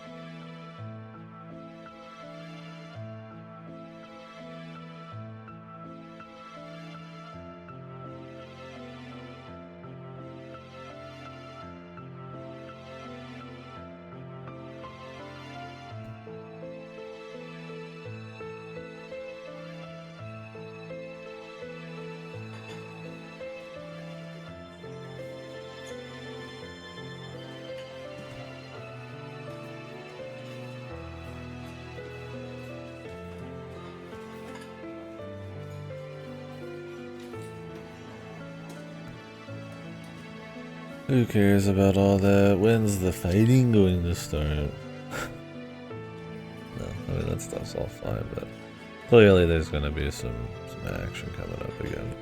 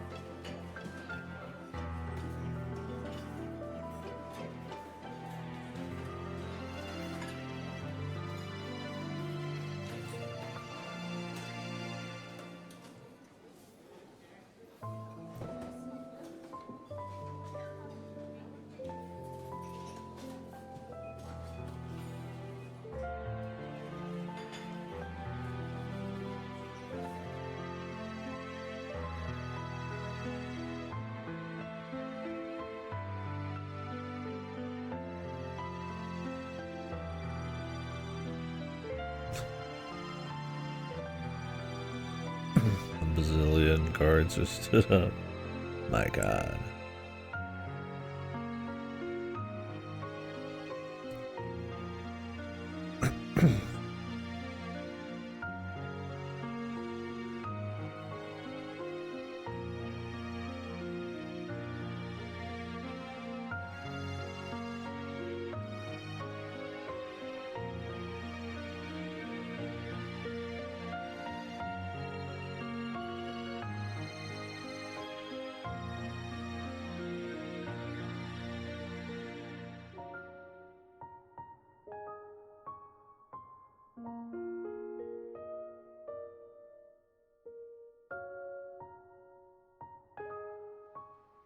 Alright.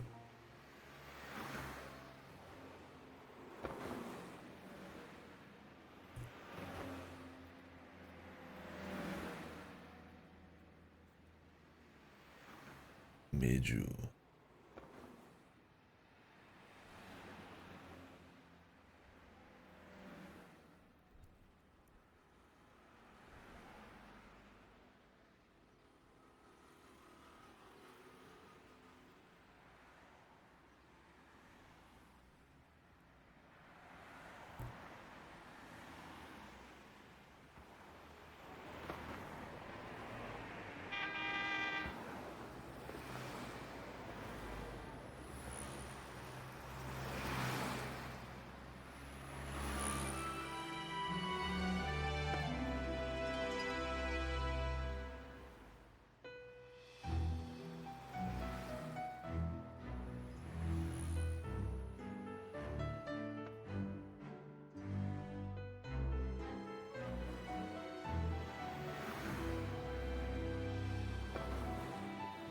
Where is Amanda? Something bad really happened with Terry. They set up a bunch of shit like it was gonna be crazy, but kind of just she did her thing, got shot, and I guess just recovered, huh?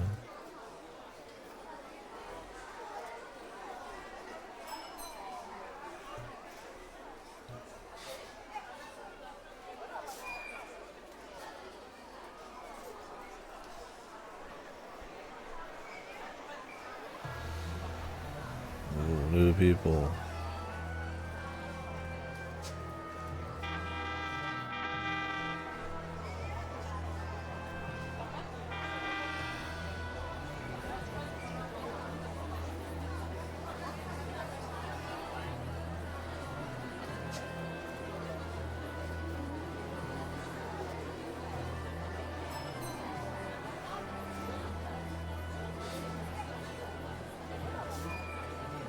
All these new average man sprites.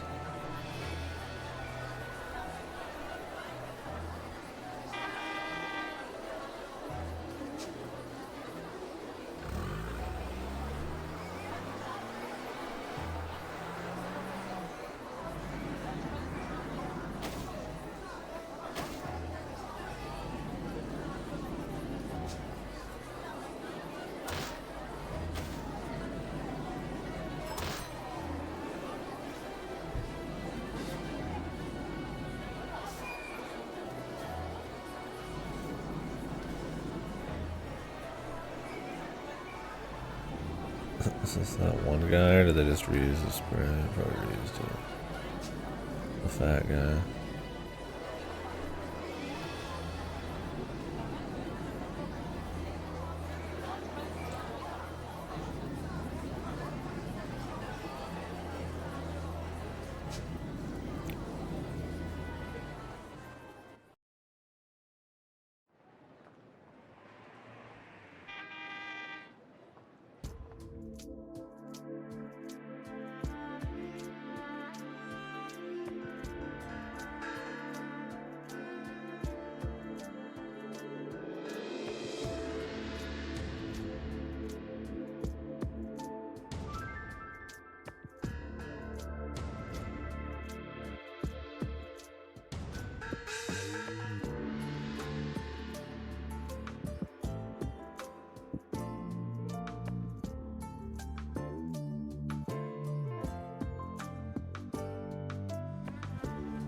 Time.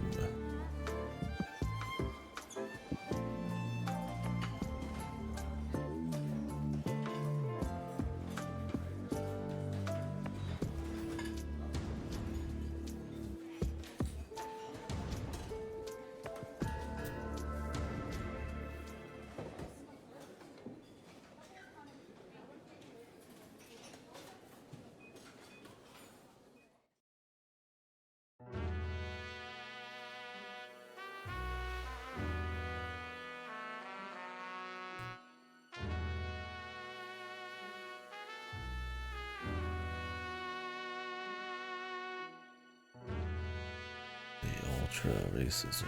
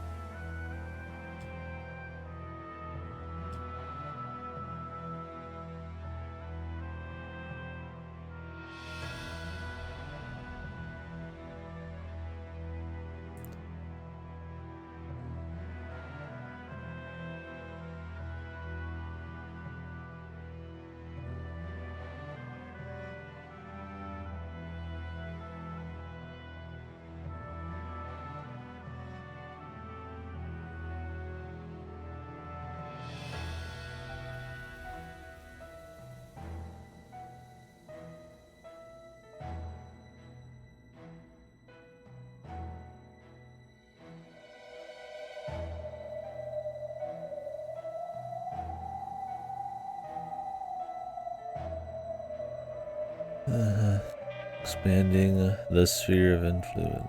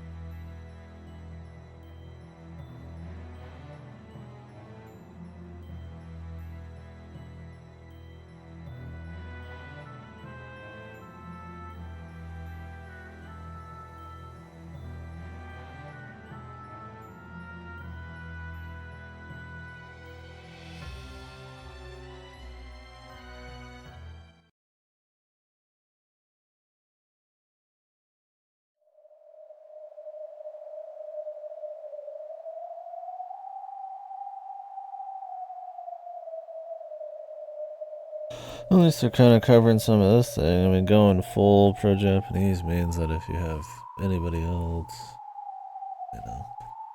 gonna be opportunities that come across as more racist.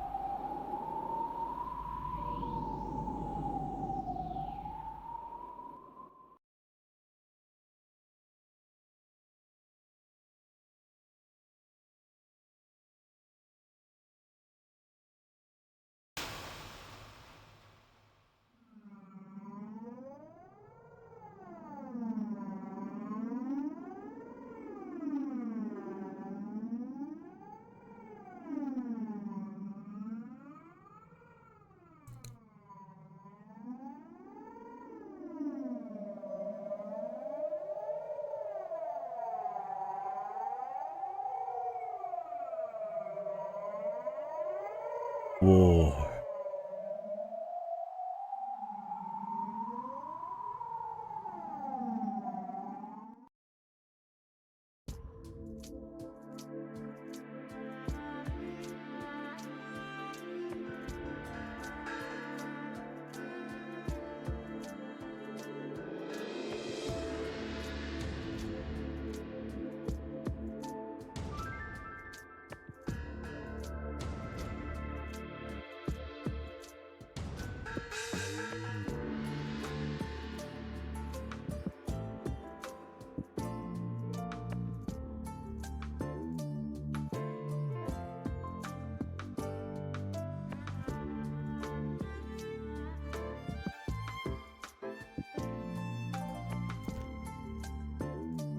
Sure they didn't. Well, what are they doing about it?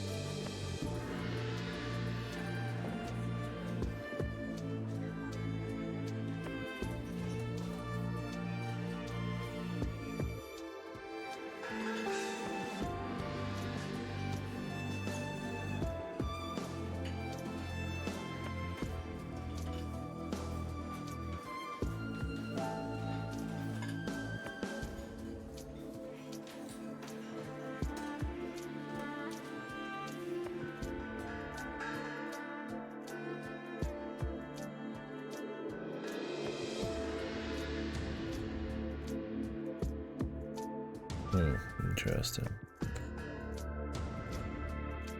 The tense discussion. Alrighty, we're getting close to battle and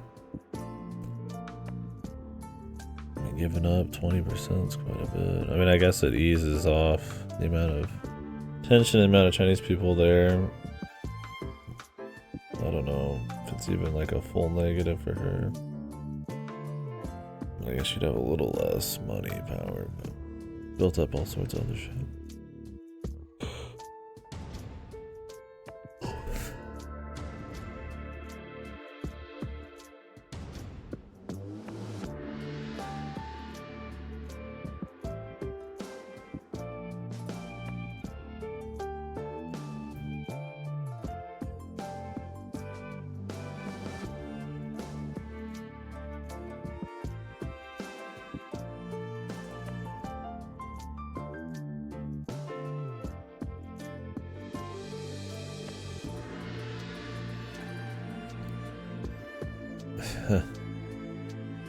Well, that's the thing about her. She's much more selfless, man. They can't be truly caring about their countrymen, then. No, they're just pieces of shit, then. Welcome.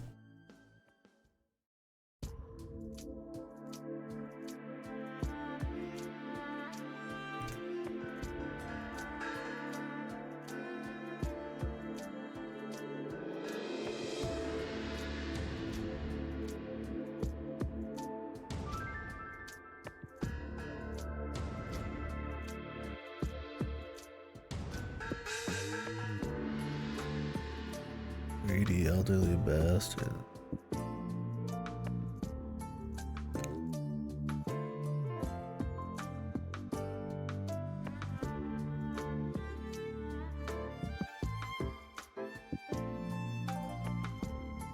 Young lord.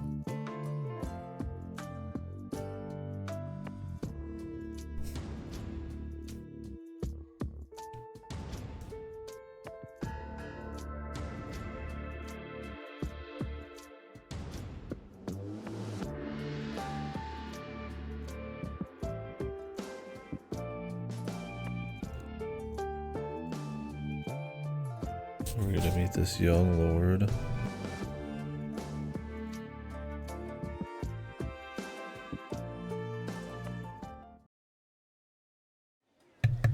He was thinking about a lot there in silence, Jesus.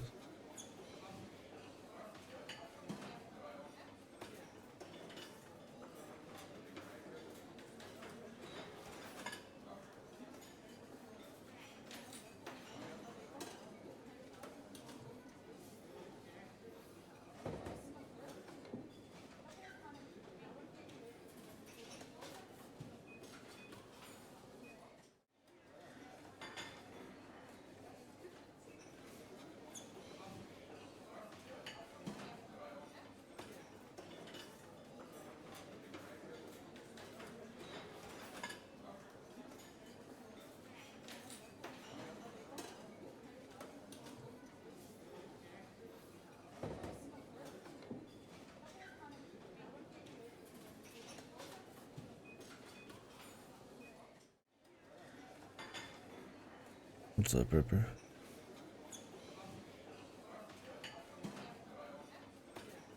Damn. Junkie. Got the space. Yeah, it took a while to download on the PS5. Overnight, for sure.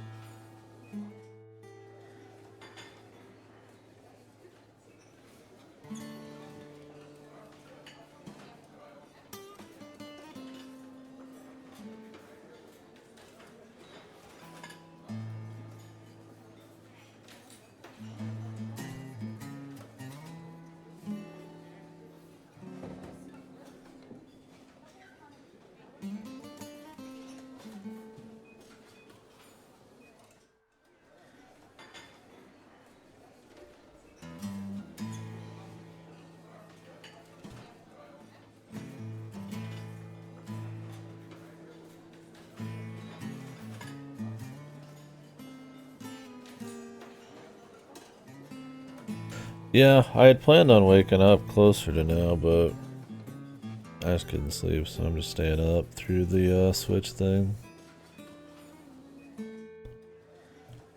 I'm trying to push the schedule forward throughout the week, but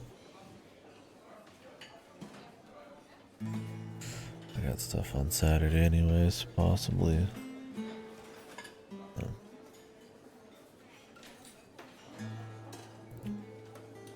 Try to rock that schedule by Sunday, we'll see what happens. Oh, should be good though. If anything else, we just get a bit in at a time. Worst case.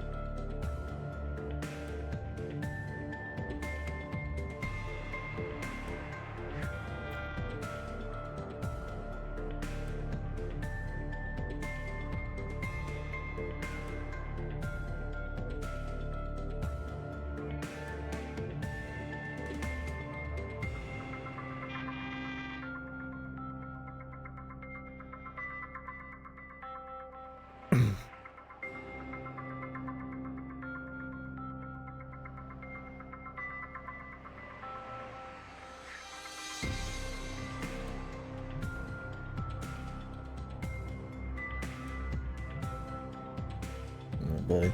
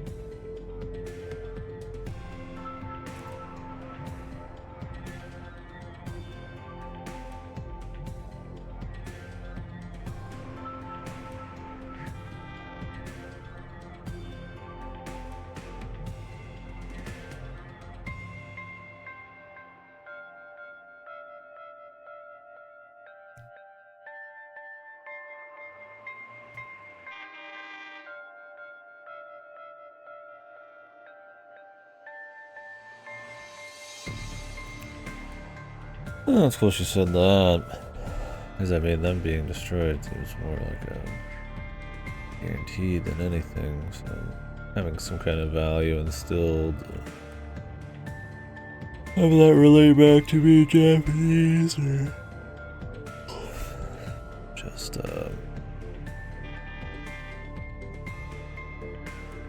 this is a human.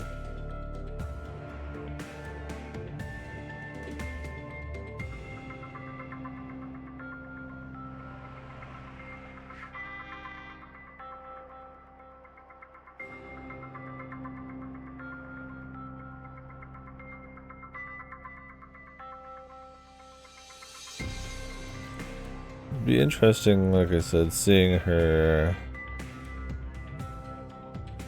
pushing the Japanese people up, turning into like a pseudo racism. When you care more about them, that means you have to care less about the others, and they covered that a little bit at one point.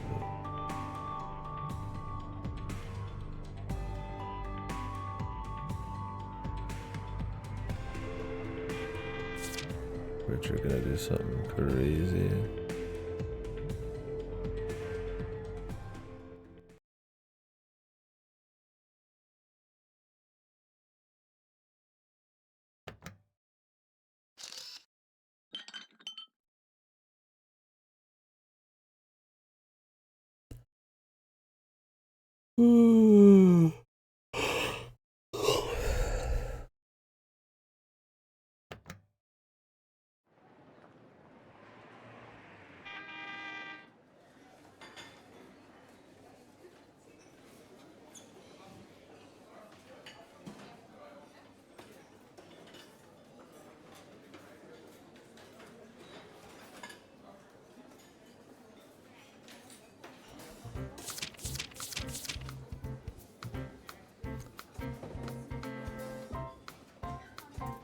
Refreshing.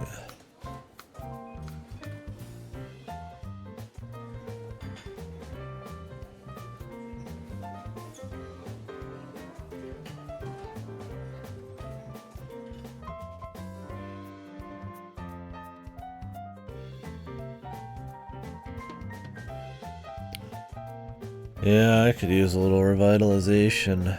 I'm starting to get tired for sure.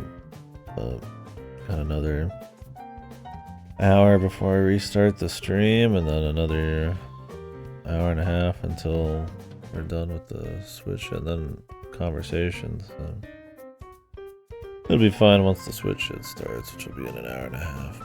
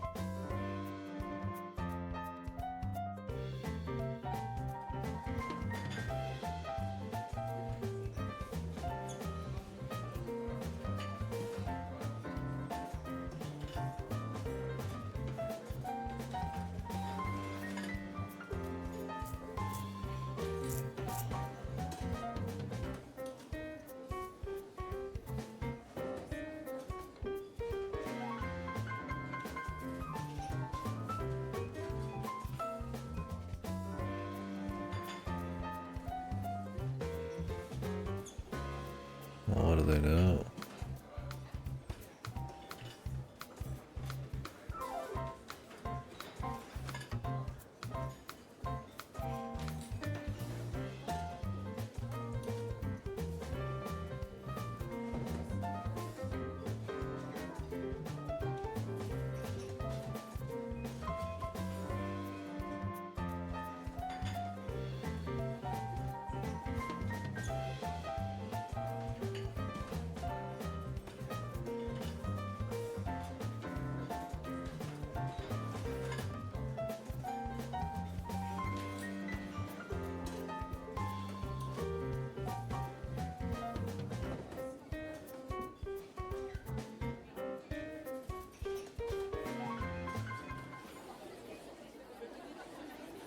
Hey.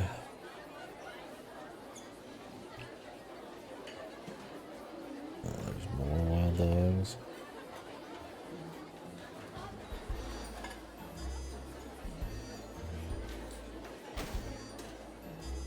Charles E.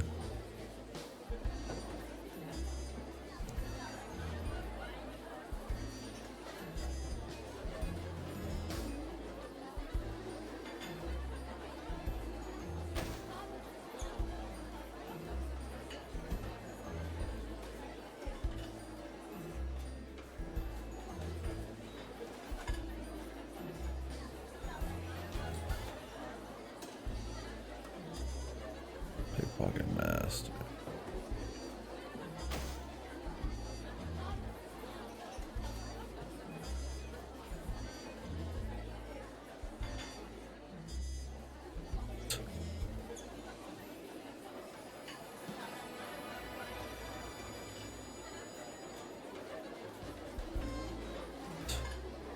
Shit too rough.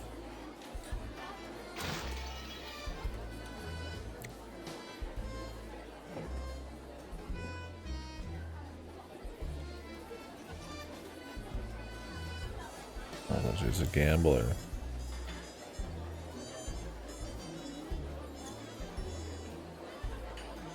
I still can't believe Maurice is just this guy with slightly green hair and a ponytail. So lame.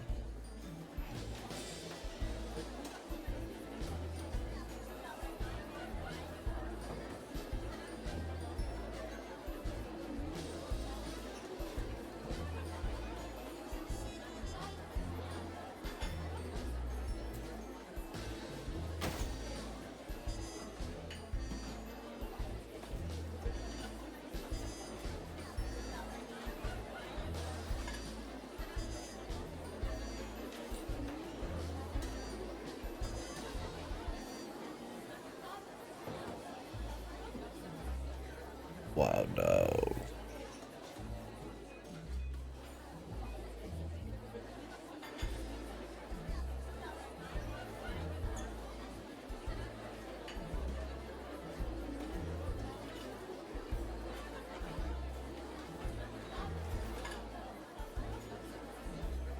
Oh, he has no skills.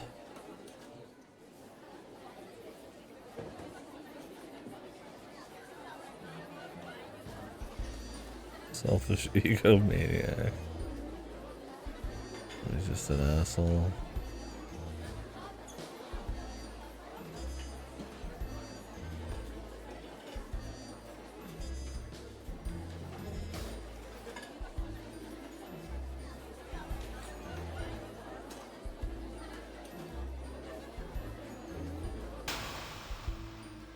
Unemployed.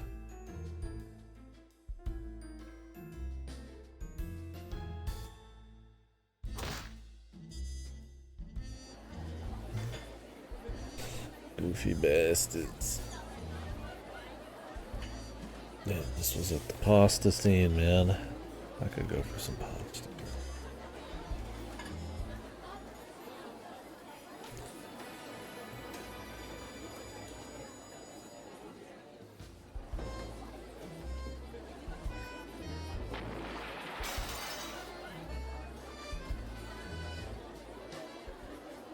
Prefer the dialect, right?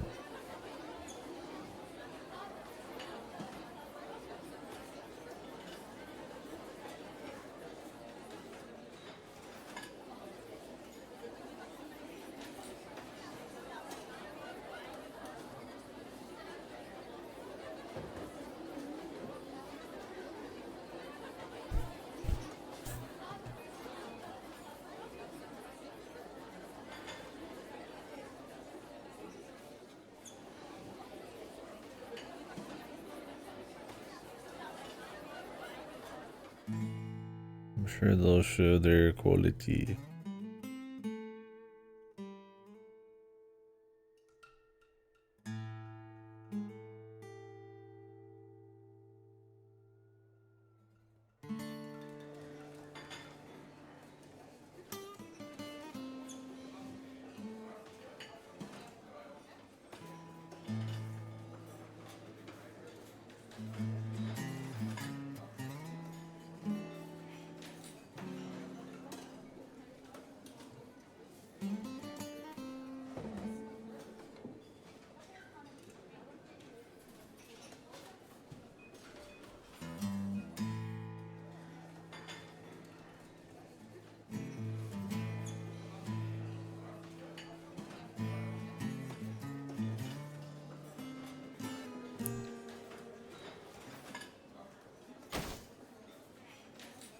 I feel like she's helping them more than anything.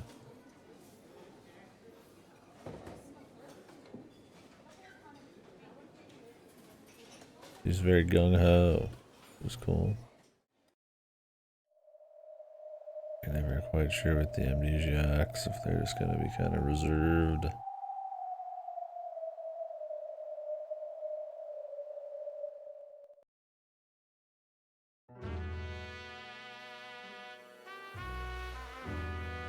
Wade, the boss.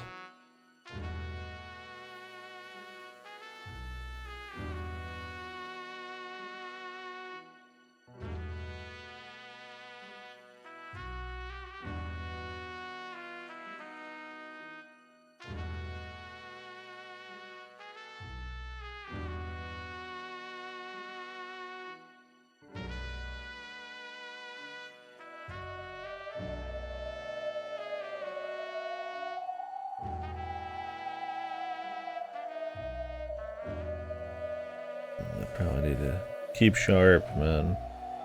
These things go south.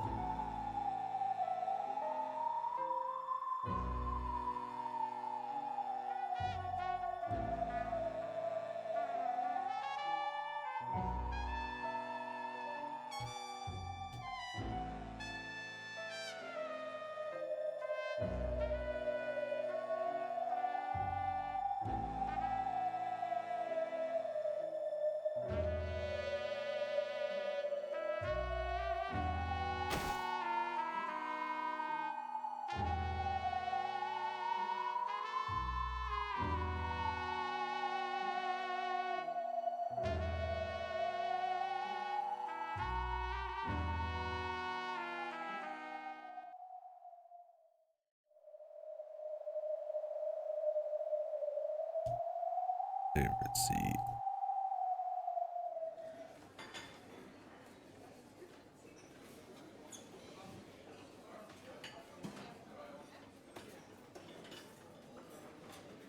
Even care about all these chicks, dude?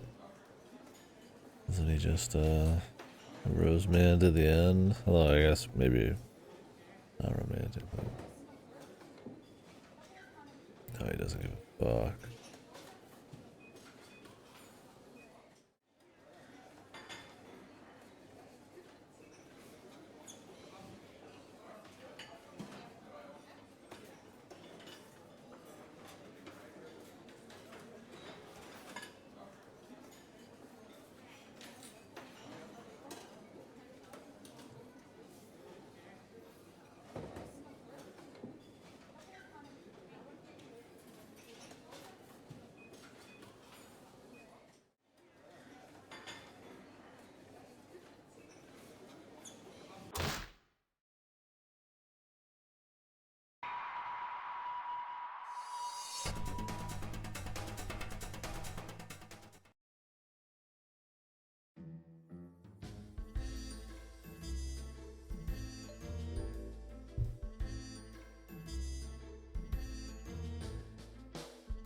He's taking charge here.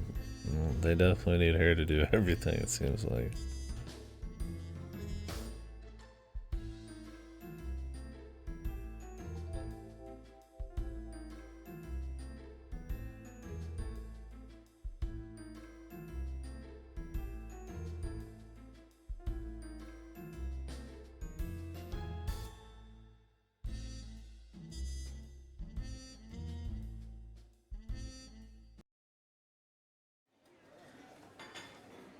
Silently and threateningly.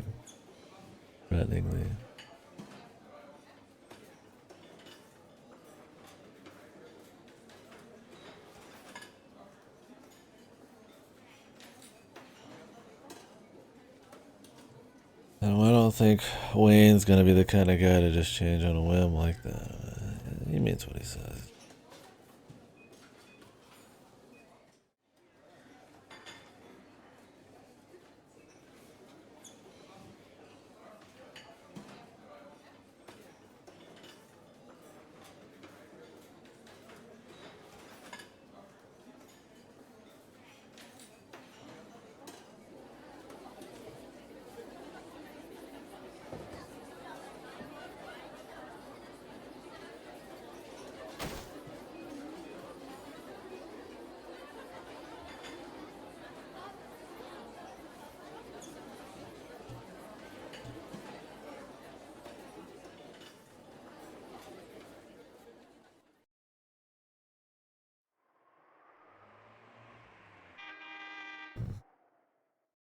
Well, they're setting up a cool little bit of drama here.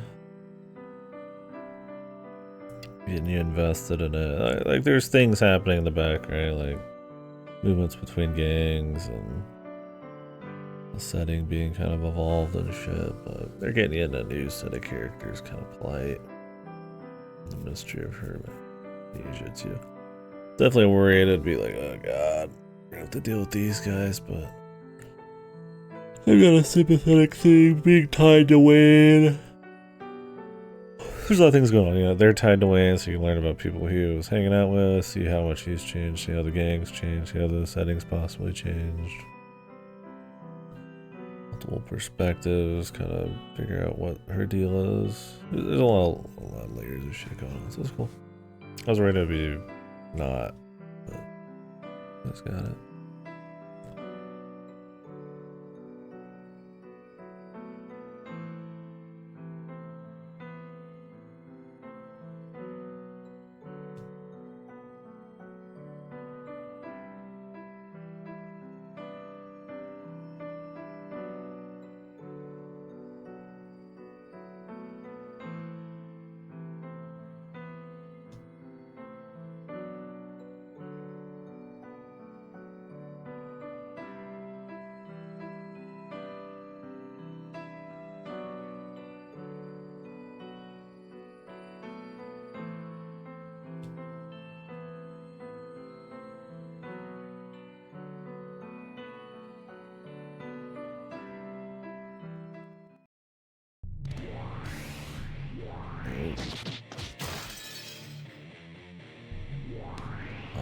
Fight.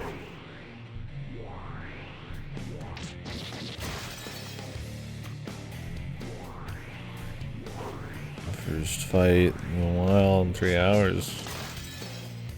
Oh my god.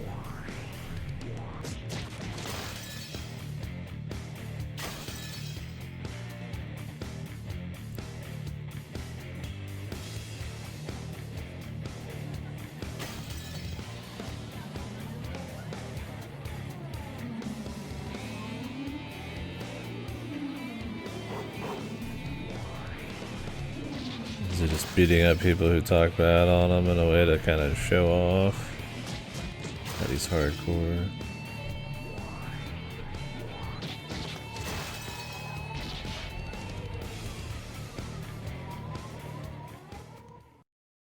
We put this guy in the fucking ICU.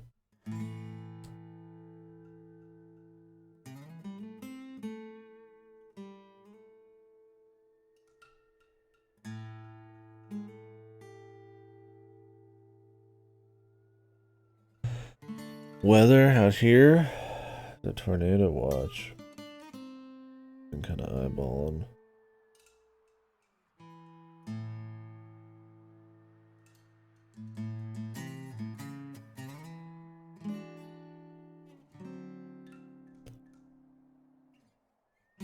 For a very large chunk of land.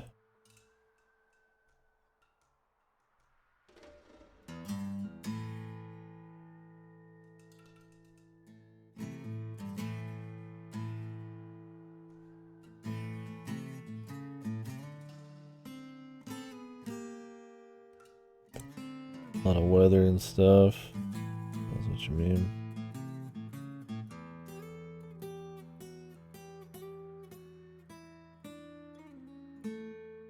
Supposed to be storms and all that shit starting up for a while here in a bit. Tomorrow and the next day. Weekend even more so.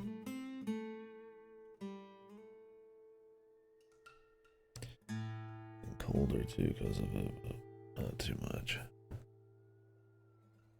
I'd like the cold. Why did Siegfried say something maybe?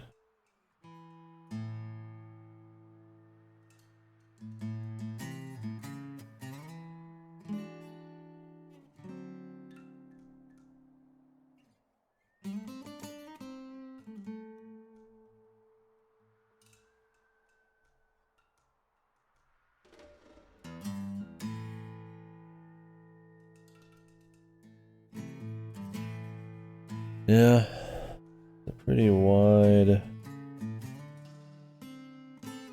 Yeah, I mean, last night when I was even just getting food, I thought some shit was going to start coming down.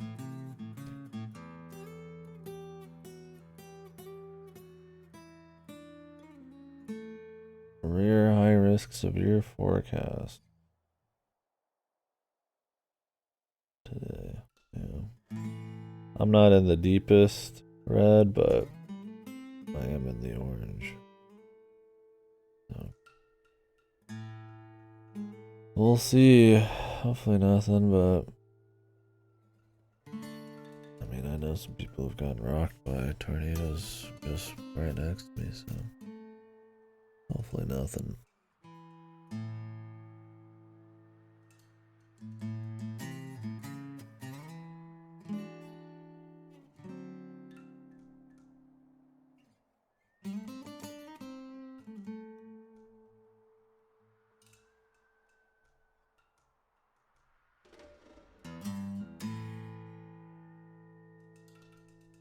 Like, the height of the action's gonna be at around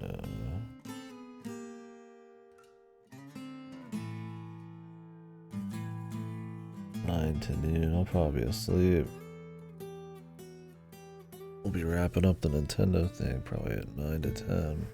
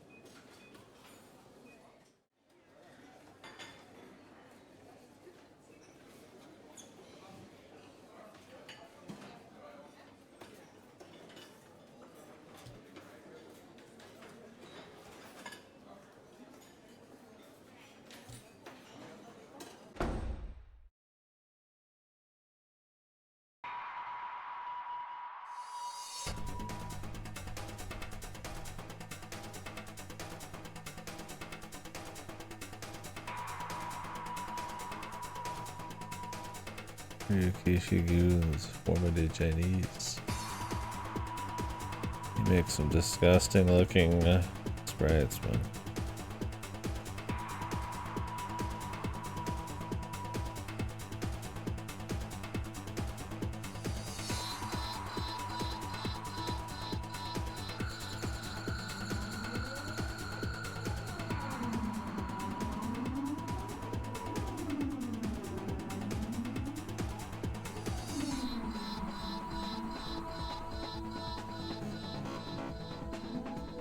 Yeah, all the Ultra and TR dudes, their faces look like broken. Disgusting.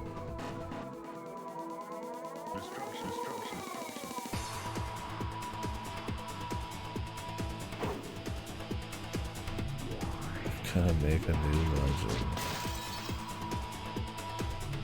This kid's acting way too hot, man.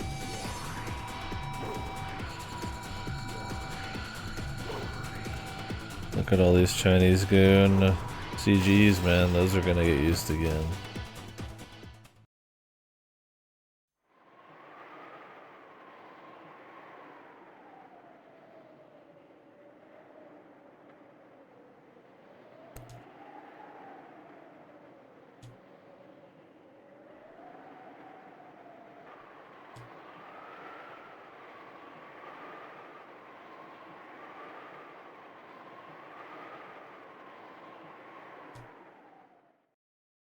The wind's howling.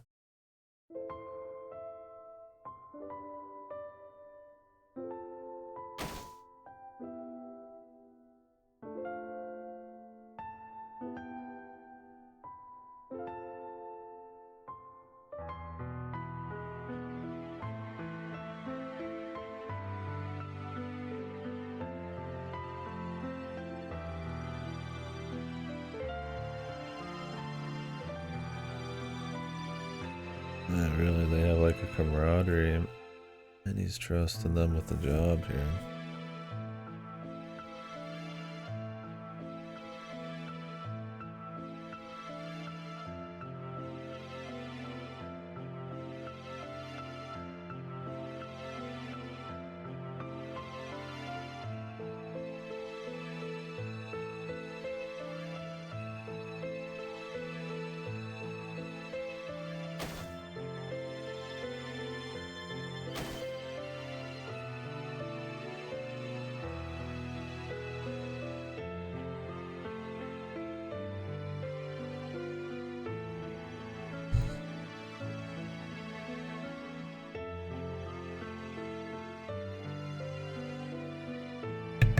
Find a way to use their particular talents best, man, so trying to fit the mold.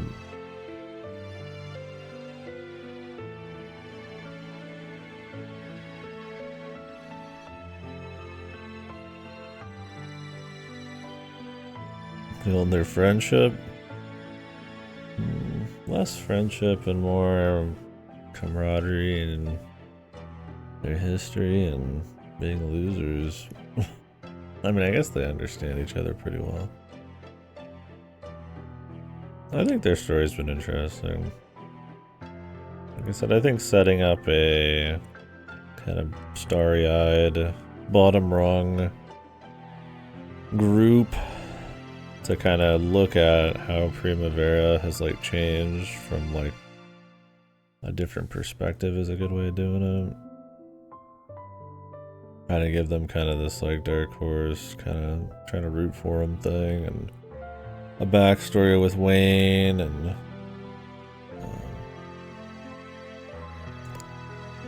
all this other shit's going on in the background with the Chinese and stuff is good.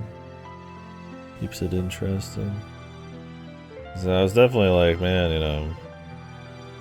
Yeah, exactly. I think it's a good thing to do. But I was worried that it might be like that, and then they wouldn't be interesting in their own right. But Ryukishi's really trying hard to kind of give them a story and give them something to kind of like a goal. And obviously Zell's gonna be a big deal.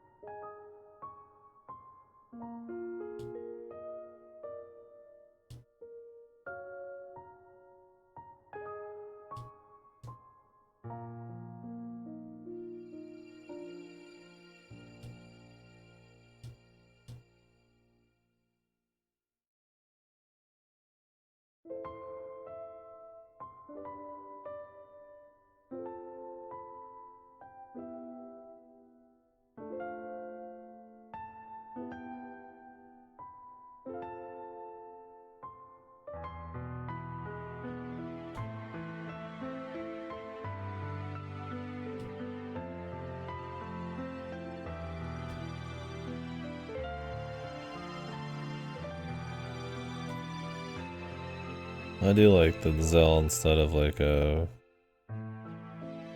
reserved amnesiac is more just like gung-ho. The grease to get their cogs going.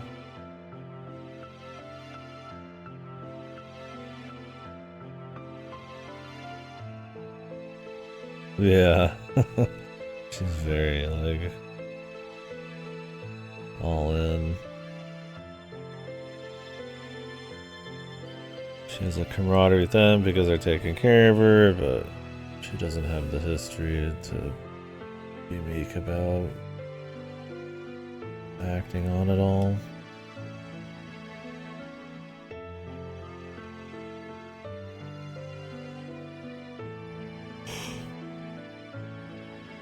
Little Shazzy.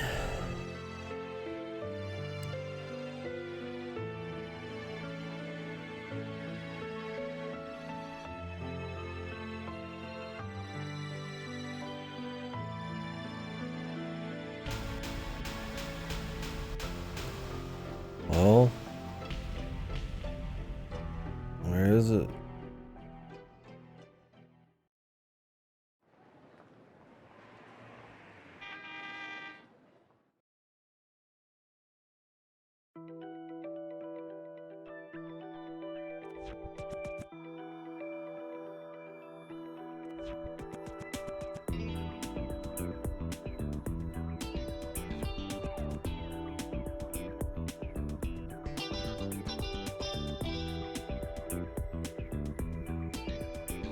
Yeah, Cyrus looks.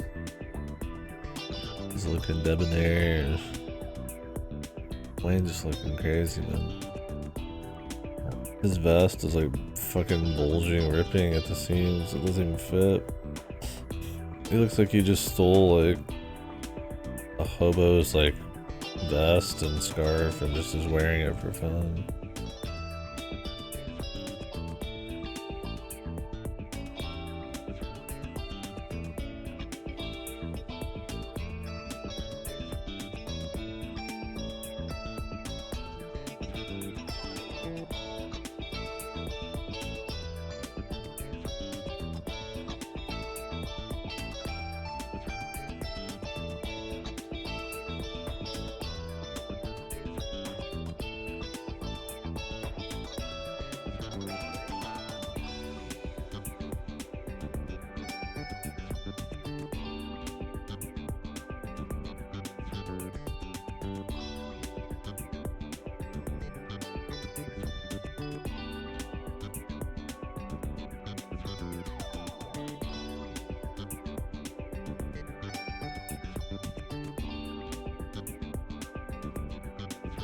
Typo.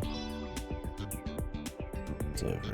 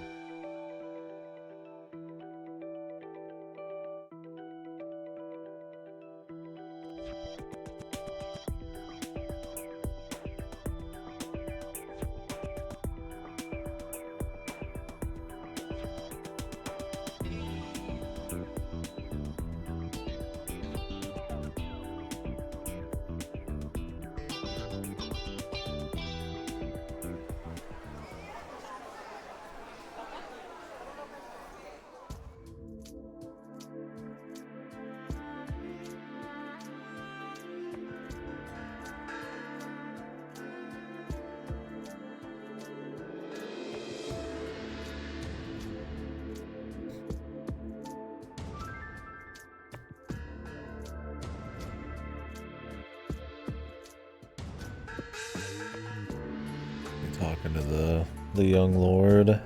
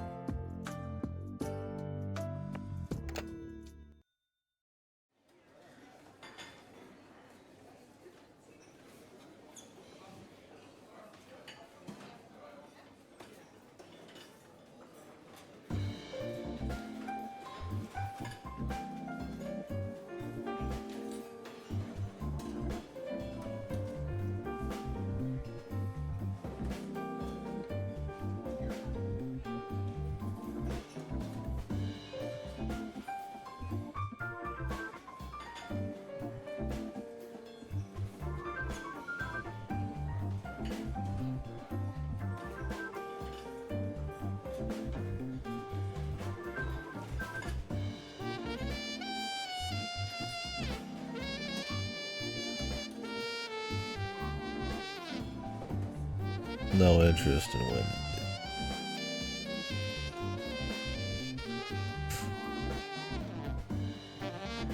Only in duty.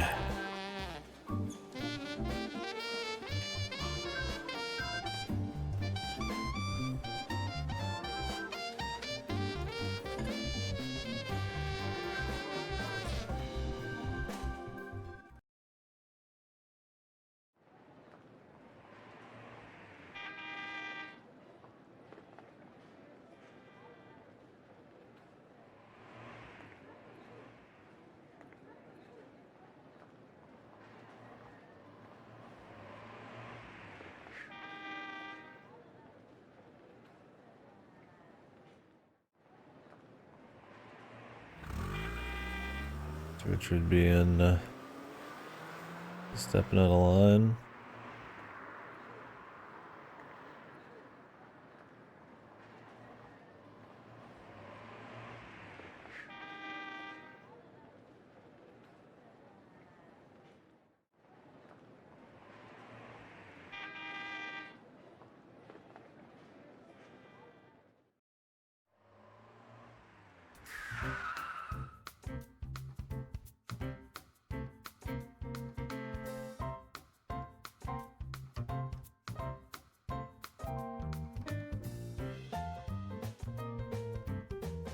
Or did he find some real shit?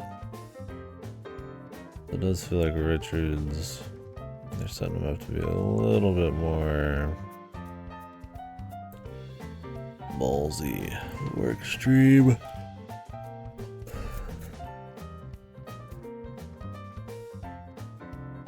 Might be getting a little bit more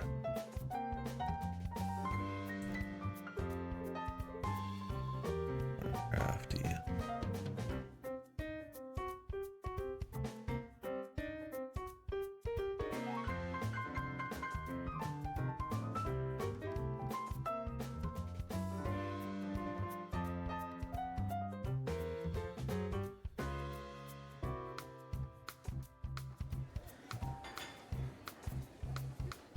It'd be cute if they just became musicians and that was it. Fuck the rest of it.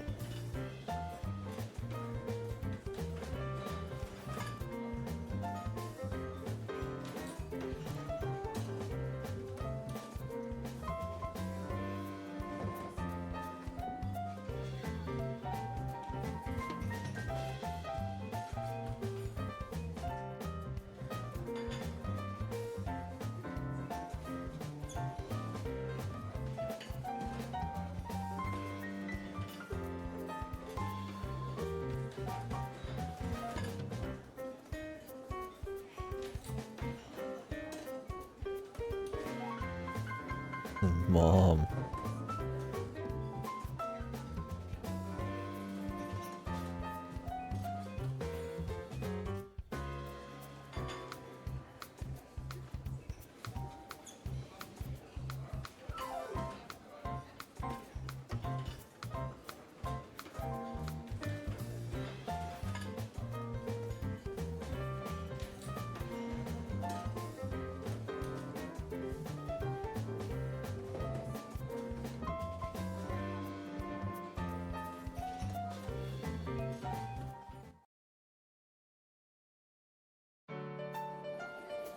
What the? They're playing the music that's been around in the game forever.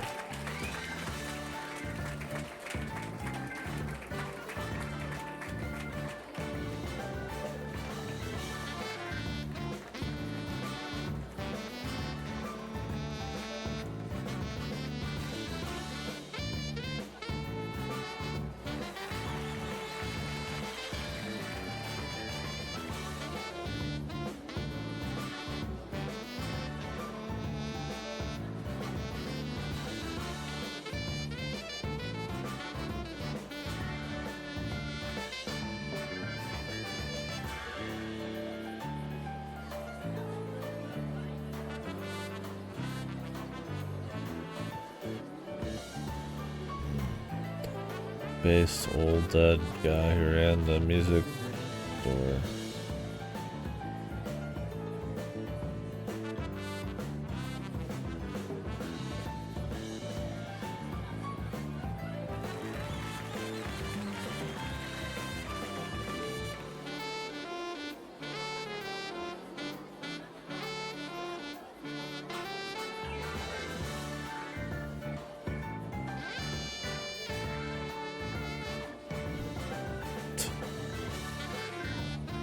Get on him.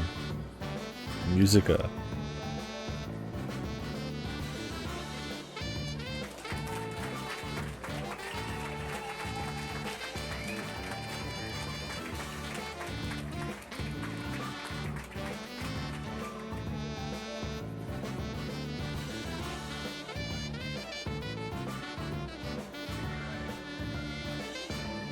You gonna sing?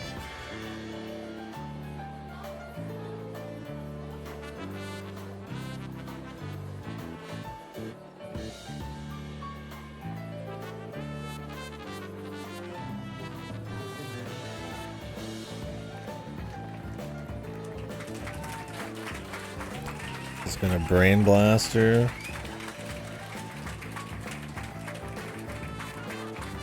Yeah.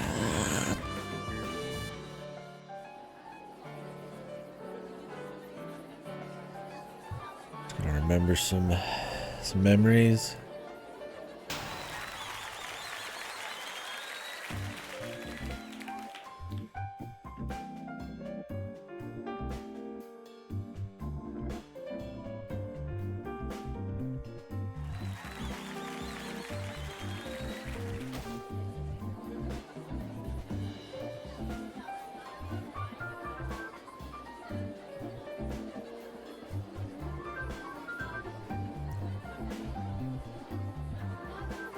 She must have some singing training. It must be important. For some reason, the mystery.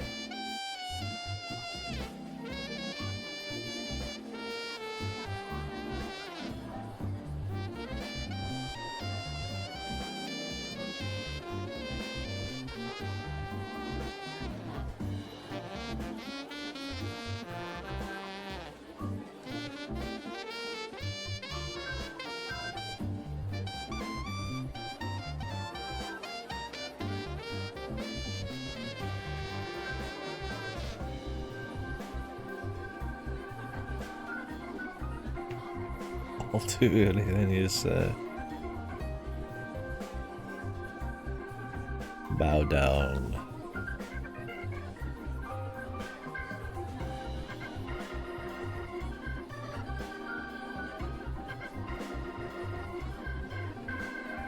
He's now the boss. Boss hog.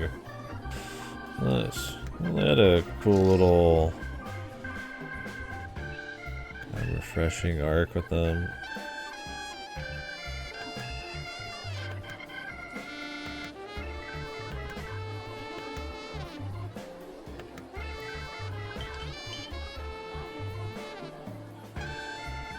Neat. About music and not just gangster shit off the bat.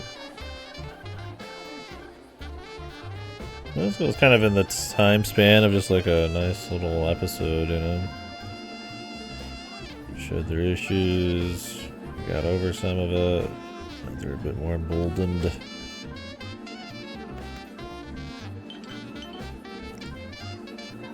What time is it? 7:10.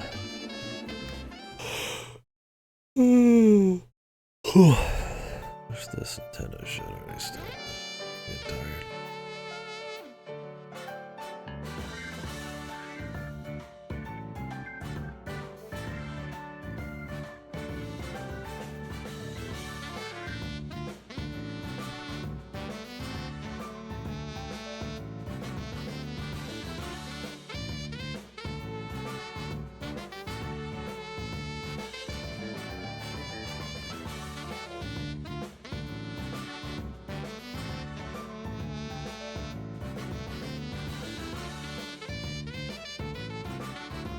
Nice.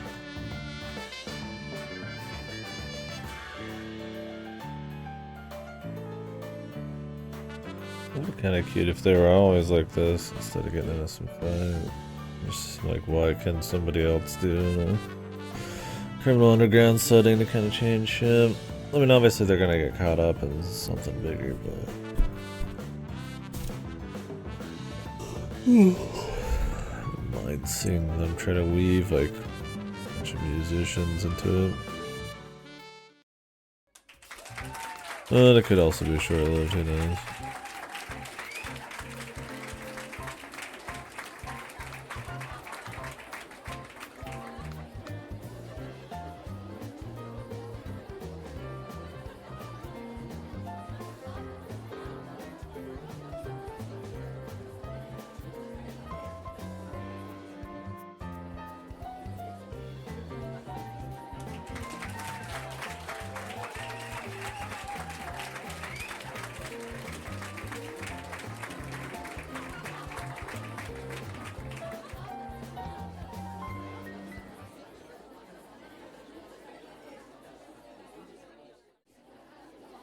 Use the glue.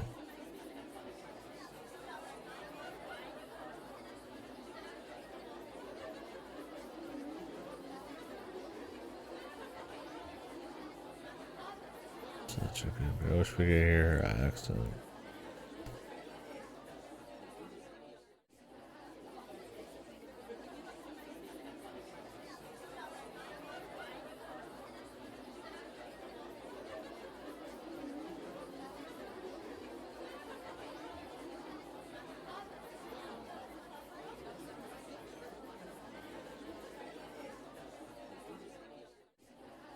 Definitely no group drama here.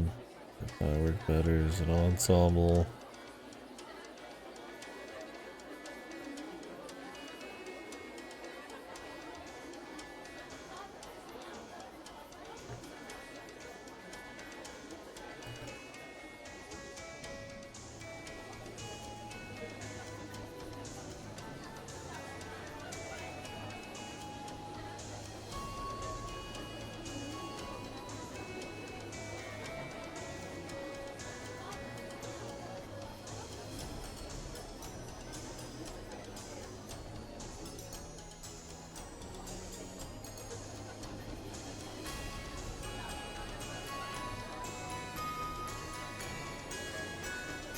The music seemed to mediate pretty well.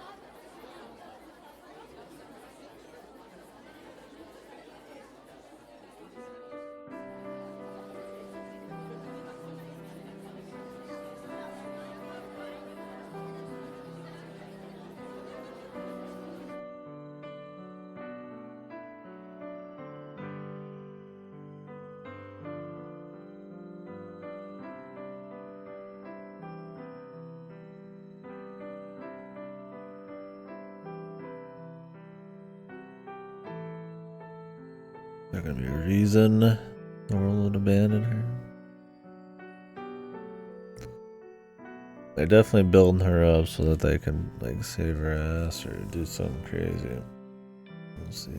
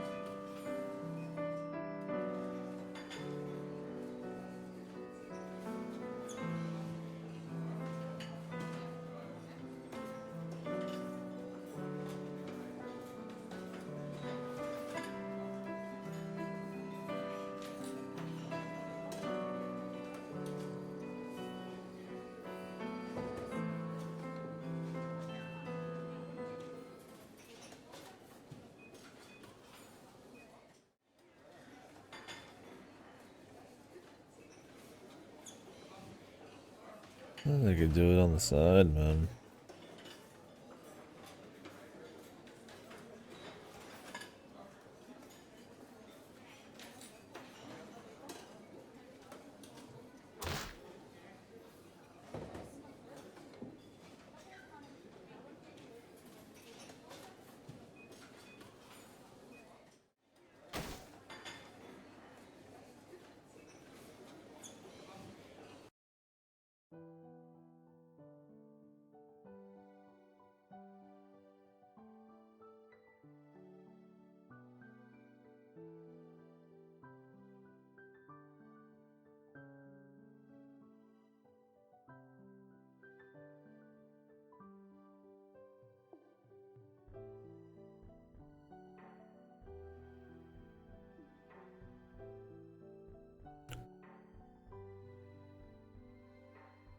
The music's already over, man.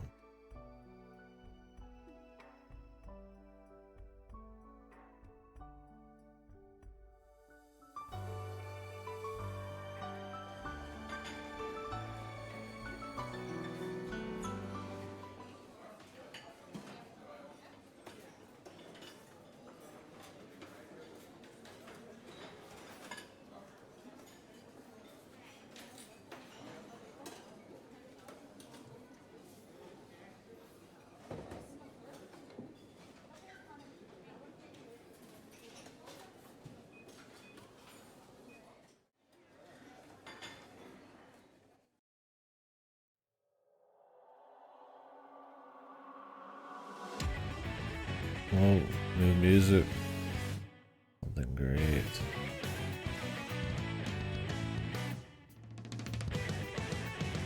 Do something ballsy. Something extreme. Something reckless. What's up, Sam?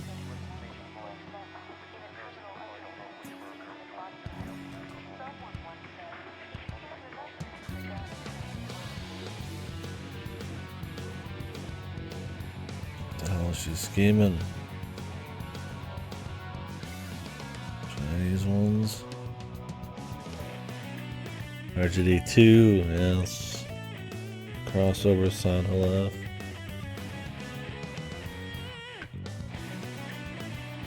They're both set in the same time period.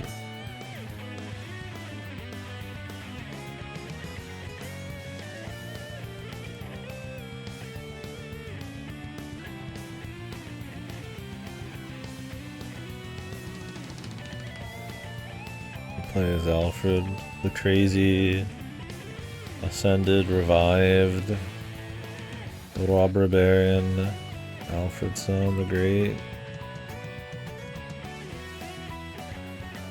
the Immortal. Oh really? I'd read it, for sure. Hopefully it's not shit. The thing with Planetarian is I don't really need a prequel that badly. Okay, yeah, never mind. Because Planetarian is just so tight and like does not have any extra fluff or need to like learn anything. Like being in the post-apocalypse is like all you need to know. Not why.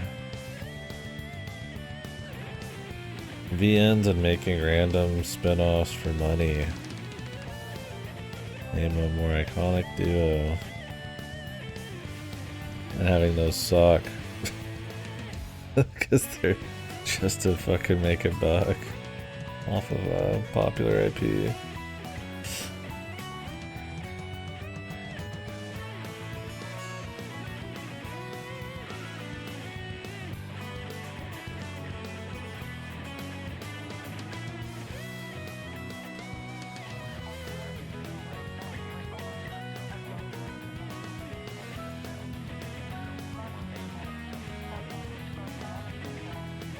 Is all superhuman here? 15 years after, yeah, that's crazy. Was it made to be like released near the HD one or something? Or some kind of re-release, like bonus material?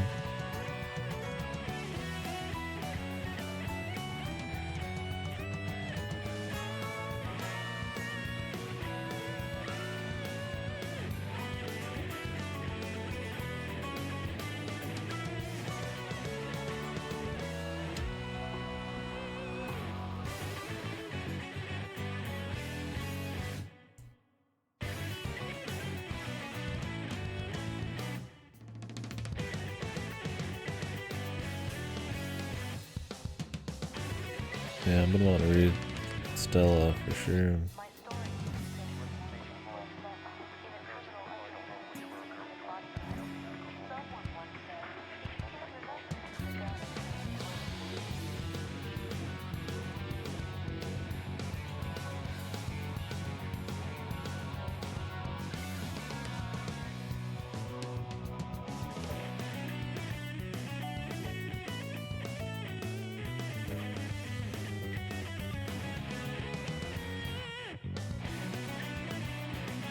Bunch of Chinese workers coming in the back.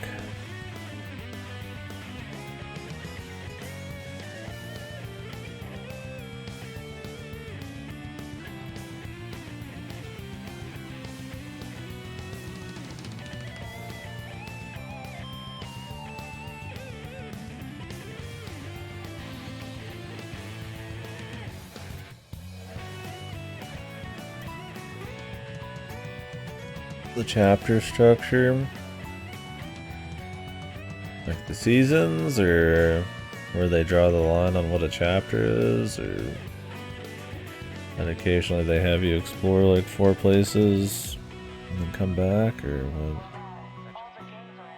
The seasons? I'm only on the 2nd season, so I don't have much of a take. It's only happened once.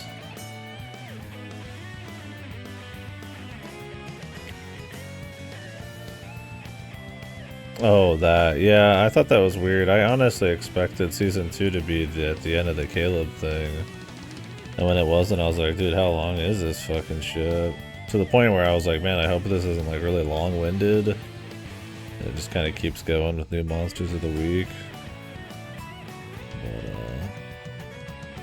But, no, it's been good overall. I've been enjoying it.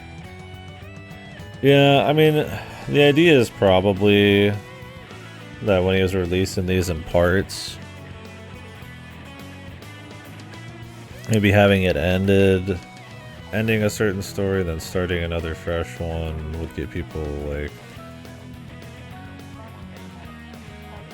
you maybe didn't want to end it on a sense of finality. You wanted like another like cliffhanger to get people for the next one. If you end it on the Caleb thing, it might just kind of feel sort of done. Because I mean, it kind of almost does in a way. Oh man, I'm tired, man. I needed to sleep a long time ago, but I'm 10 of things done. Yeah. I'm curious where this season's gonna end.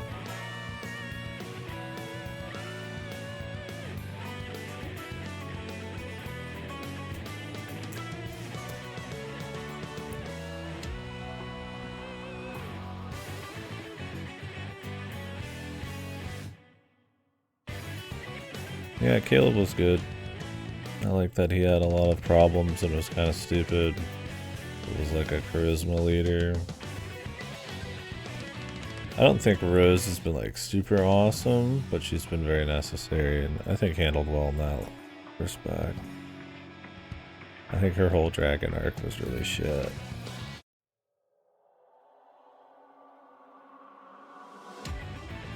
Yeah, Leo fighting the 40 guys. Unlocking the zone, man. That was cool. 2-gun. It's pretty keen on.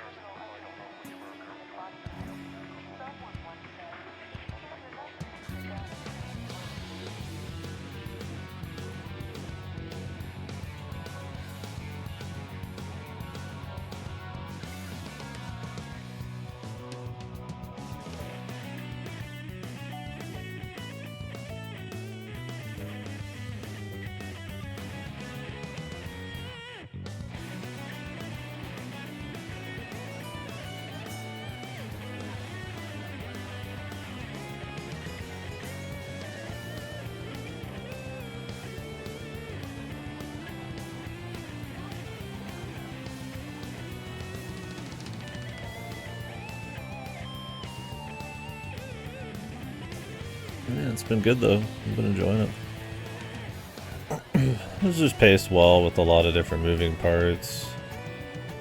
There is a feeling of like nothing bad could ever happen. And I mean, it's Ryukishi-isms to the max. Everything, like 90% of the dialogue is like metaphors and it's like non-stop one-liners that don't always quite hit, so you're kind of laughing with it and at it. And then while everybody's well characterized and very distinct, some characters don't really have a whole lot of arcs yet, but it's all been interesting. I don't really have big problems with it. I wouldn't mind a few more impact CGs, but there's nothing like missing.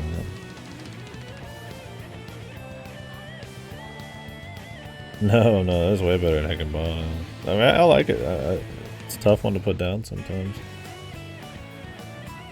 I was worried this new arc here would be like, you know, once they went into the next phase of the Mafia, I'd be kind of like, eh.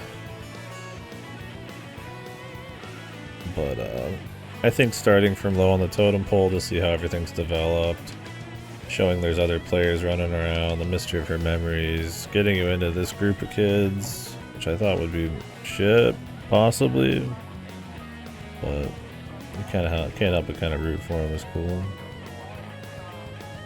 Yeah, for sure. We were talking about it a lot over the stream, but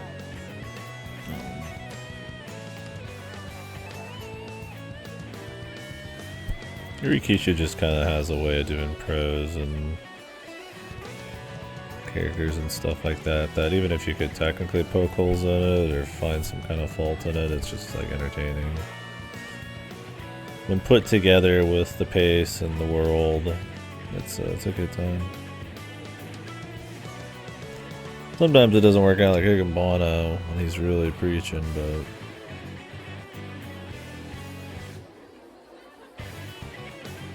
it kind of just feels like a kind of just a show. I mean, there's like a development of like the setting and stuff, but it's kind of just like, what's the new season focus? And we're just gonna have like characters and different little bits of drama and politics going on. Yeah, I've been talking about that. We were discussing pretty heavily how he's like considered like a horror guy despite doing almost no horror, because pretty much just the Higurashi anime. But his like third longest thing, like nobody's ever heard of. On Twitch, there's no followers for any of these games, which is bizarre. I think with Higginbona's, it just looks more like his usual fare, and Higurashi, and in some respects, Umineko are just like his dominant fare. Where this looks very different from his usual shit on the surface, because it's like mafia stuff, but it's much more fleshed out with a lot more themes and tighter pacing and moving parts and stuff, where Higginbona is very episodic, but still like really loose and meandering. This is episodic in a way too. That's just what the structure he works in. That's just what works for him best, but it's probably got more flow than any of the stories I've read from him still. Yeah, and a collection of short stories is fine, especially for horror. Horror works really well in short stories. You don't have to you can just kind of build the tension once and release it. It's hard to kind of keep that going without a lot of up and downs. Which, I mean, works too, but short stories work well.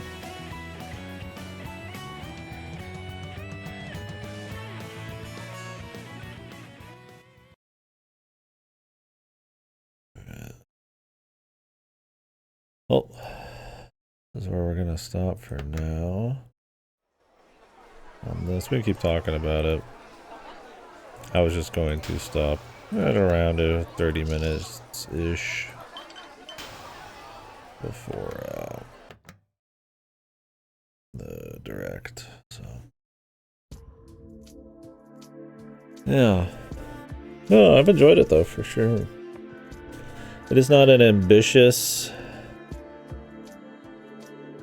I don't think it's ambitious in a way like maybe Umineko is or something, but I don't think there's anything wrong with that, because the execution's pretty good. I don't think it's like unholy like god tier, but I think it's really solid. Like I said, you know, that there is things for me to discuss on each character. I can tell you what makes them tick, I can tell you about relations, I can tell you about the setting, I can tell you about some of the themes. You know, we can discuss the prose, like his prose, his writing, you know, all that kind of stuff. It's, you know, I'll play some VNs where it's like, I just pretty much am having a brain death, and I forget everything 5 seconds after I read it, so. Yeah, for sure. I don't think, I mean, that's why I said it's fine, right? I mean, maybe he doesn't do like crazy ambitious stuff. It's more just like, I mean, I would say Higurashi's ambitious in its rewind structure, for sure, in a way. Umineko just has that plus an insane meta, everything else going on, right? Like, this is just a really fun, clean Ryukishi-esque, you know, just, it's a mafia story, right? I feel like Leo's just fucking a shittier Spike Spiegel. Half of the backstory feels like it's lifted from 20,000 Mafia things.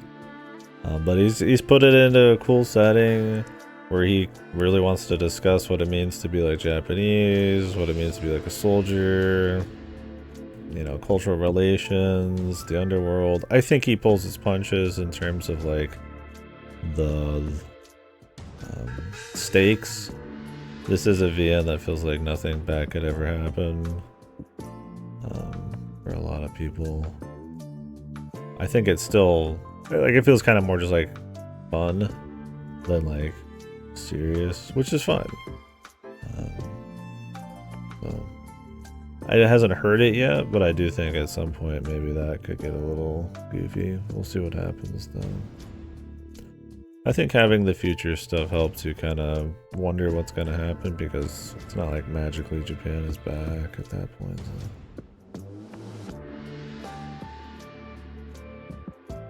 So. I was actually talking about it earlier, and we'll talk about the C button when I restart the stream. Pre-talk too much about Switch 2.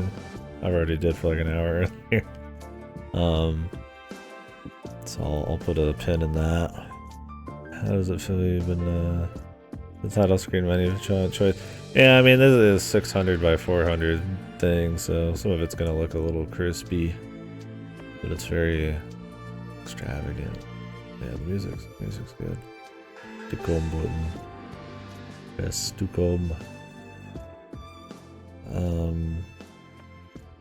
Yeah, the funny thing is, I actually feel like he's held back pretty hard. He doesn't mention any countries except America, China, and Japan. There's like one other country I think he kind of barely mentioned. Even the one Leo goes to has like no name really. They don't talk about like what the war, like specific battles, or like, you know, Nazis. They mentioned Pearl Harbor once. So I think he's exploring more like themes of culture, both post-war, pre-war, and like during the war and stuff, and how that affects like people in like a fresh new setting, like in an alternate world where, you know, an earthquake kind of destroyed Japan before things could get going. I'm surprised he's not going like way harder on the specifics. Honestly, kind of respect that he isn't just going fucking full jackass mode. It's a much. I would never say that Rikishi is like nuanced or very, very subtle or anything. I do think he has depth of characters and stuff, but they're usually wearing it on their sleeve more than anything. And he just has a lot of layers, I guess. But I'm surprised he's kind of kept too much of the specific post World War II talk on. They don't even mention like World War II or anything like that. So. Just that there were battles, you know, what it means to have been a soldier and coming back, and you know, all sorts of stuff. He's exploring all sorts of shit, right? What it means to be a soldier who comes back after losing a war to a ruined homeland, you know, how having your country kind of get gentrified, or like kind of, you know, multiple countries immigrating there, and how it kind of like changes culture, this and that. He's got a lot he's wanting to explore for sure, and I don't think he's dipped into like his usual topics. There's not like bullying or like family issues. It's very focused on, you know, Japan and the culture and all that, but I don't think it's like overly contrived. It makes sense. Like I can see why, you know, she would want to care about her countrymen a bit, and you know, it's not like super duper idyllic where it's like, you know, and I wonder if what the final themes are going to be with this, or if he has like an answer, or just is going to explore it in a more nuanced way. But that, like, you know, realistically, they're probably, Japan will just get wiped out for the most part culturally in this setting. So it's like, you know, what does it mean to be Japanese? What do you want to instill in people at the end of the day? And she kind of even mentions that, where it's like she just wants people to care about other people at the end of the day over anything. But I don't know. I feel like that kind of stuff is like usually a step beyond what Ryukishi's willing to go for. Not as a slight to him. That's just like, you know, he just tells stories that are a bit more just like a different kind of speed, right? Not like you know, we're exploring like he likes to explore topics and get emotional and stuff, but it's like,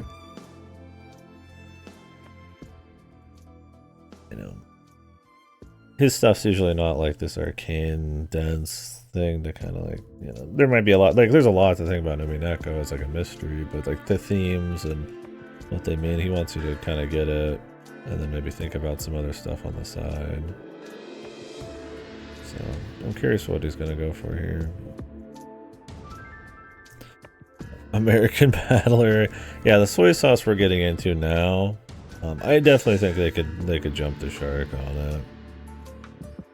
I think they've kept the like patriotism thing in chat, and I made it make sense too. It doesn't just feel like, you know, they're just writing. He's just writing that way because he likes Japan or something. You can understand why they feel the way they do and understand the loss of their culture possibly and stuff. It's not on a level where it's like you're really feeling it. Like I'm not like emotionally like ever supercharged. I think there was one moment, maybe two, I felt that way. I think the Caleb Rose stuff with Wayne and Miguel, that one got me a little bit. The Leo Wayne part at the end of the first season got me when he called him a war buddy and shit. I think that was a really good bit of growth and camaraderie between them. But other than that, it's really just been more fun. It's just a fun action mafia thing.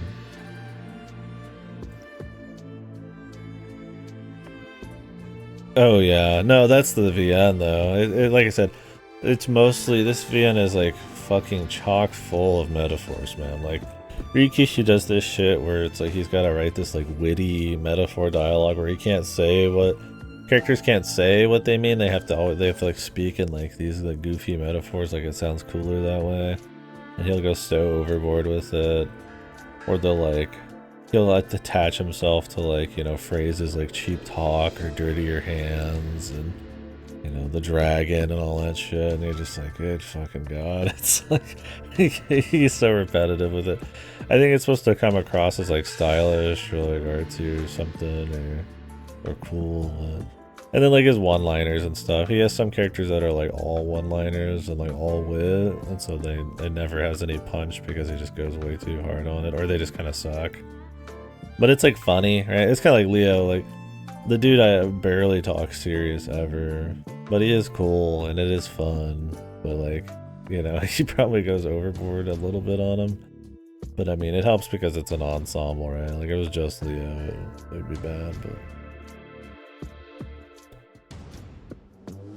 yeah, I mean, like I said, they're weird things, and you know, there's definitely things I guess that could be like gassed up to make like a stronger, more emotional moments here and there. But at the end of the day, I also feel like he's just trying to make it fun. It's not just about that. So there's enough to talk about here that it stays engaging on like a character themes level.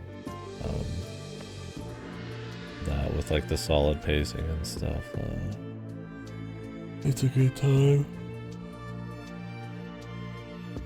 Anyways, I should probably get ready to swap over for the Switch 2 talk. I mean, I've been streaming a fair bit of this, so I mean, I'm always down to talk about it when we're back on it. But the highlight of the day, man, we gotta get going on it. So give me like a couple minutes to set that up. Then we'll start predicting. We've already kind of done it a bit, but we'll do more.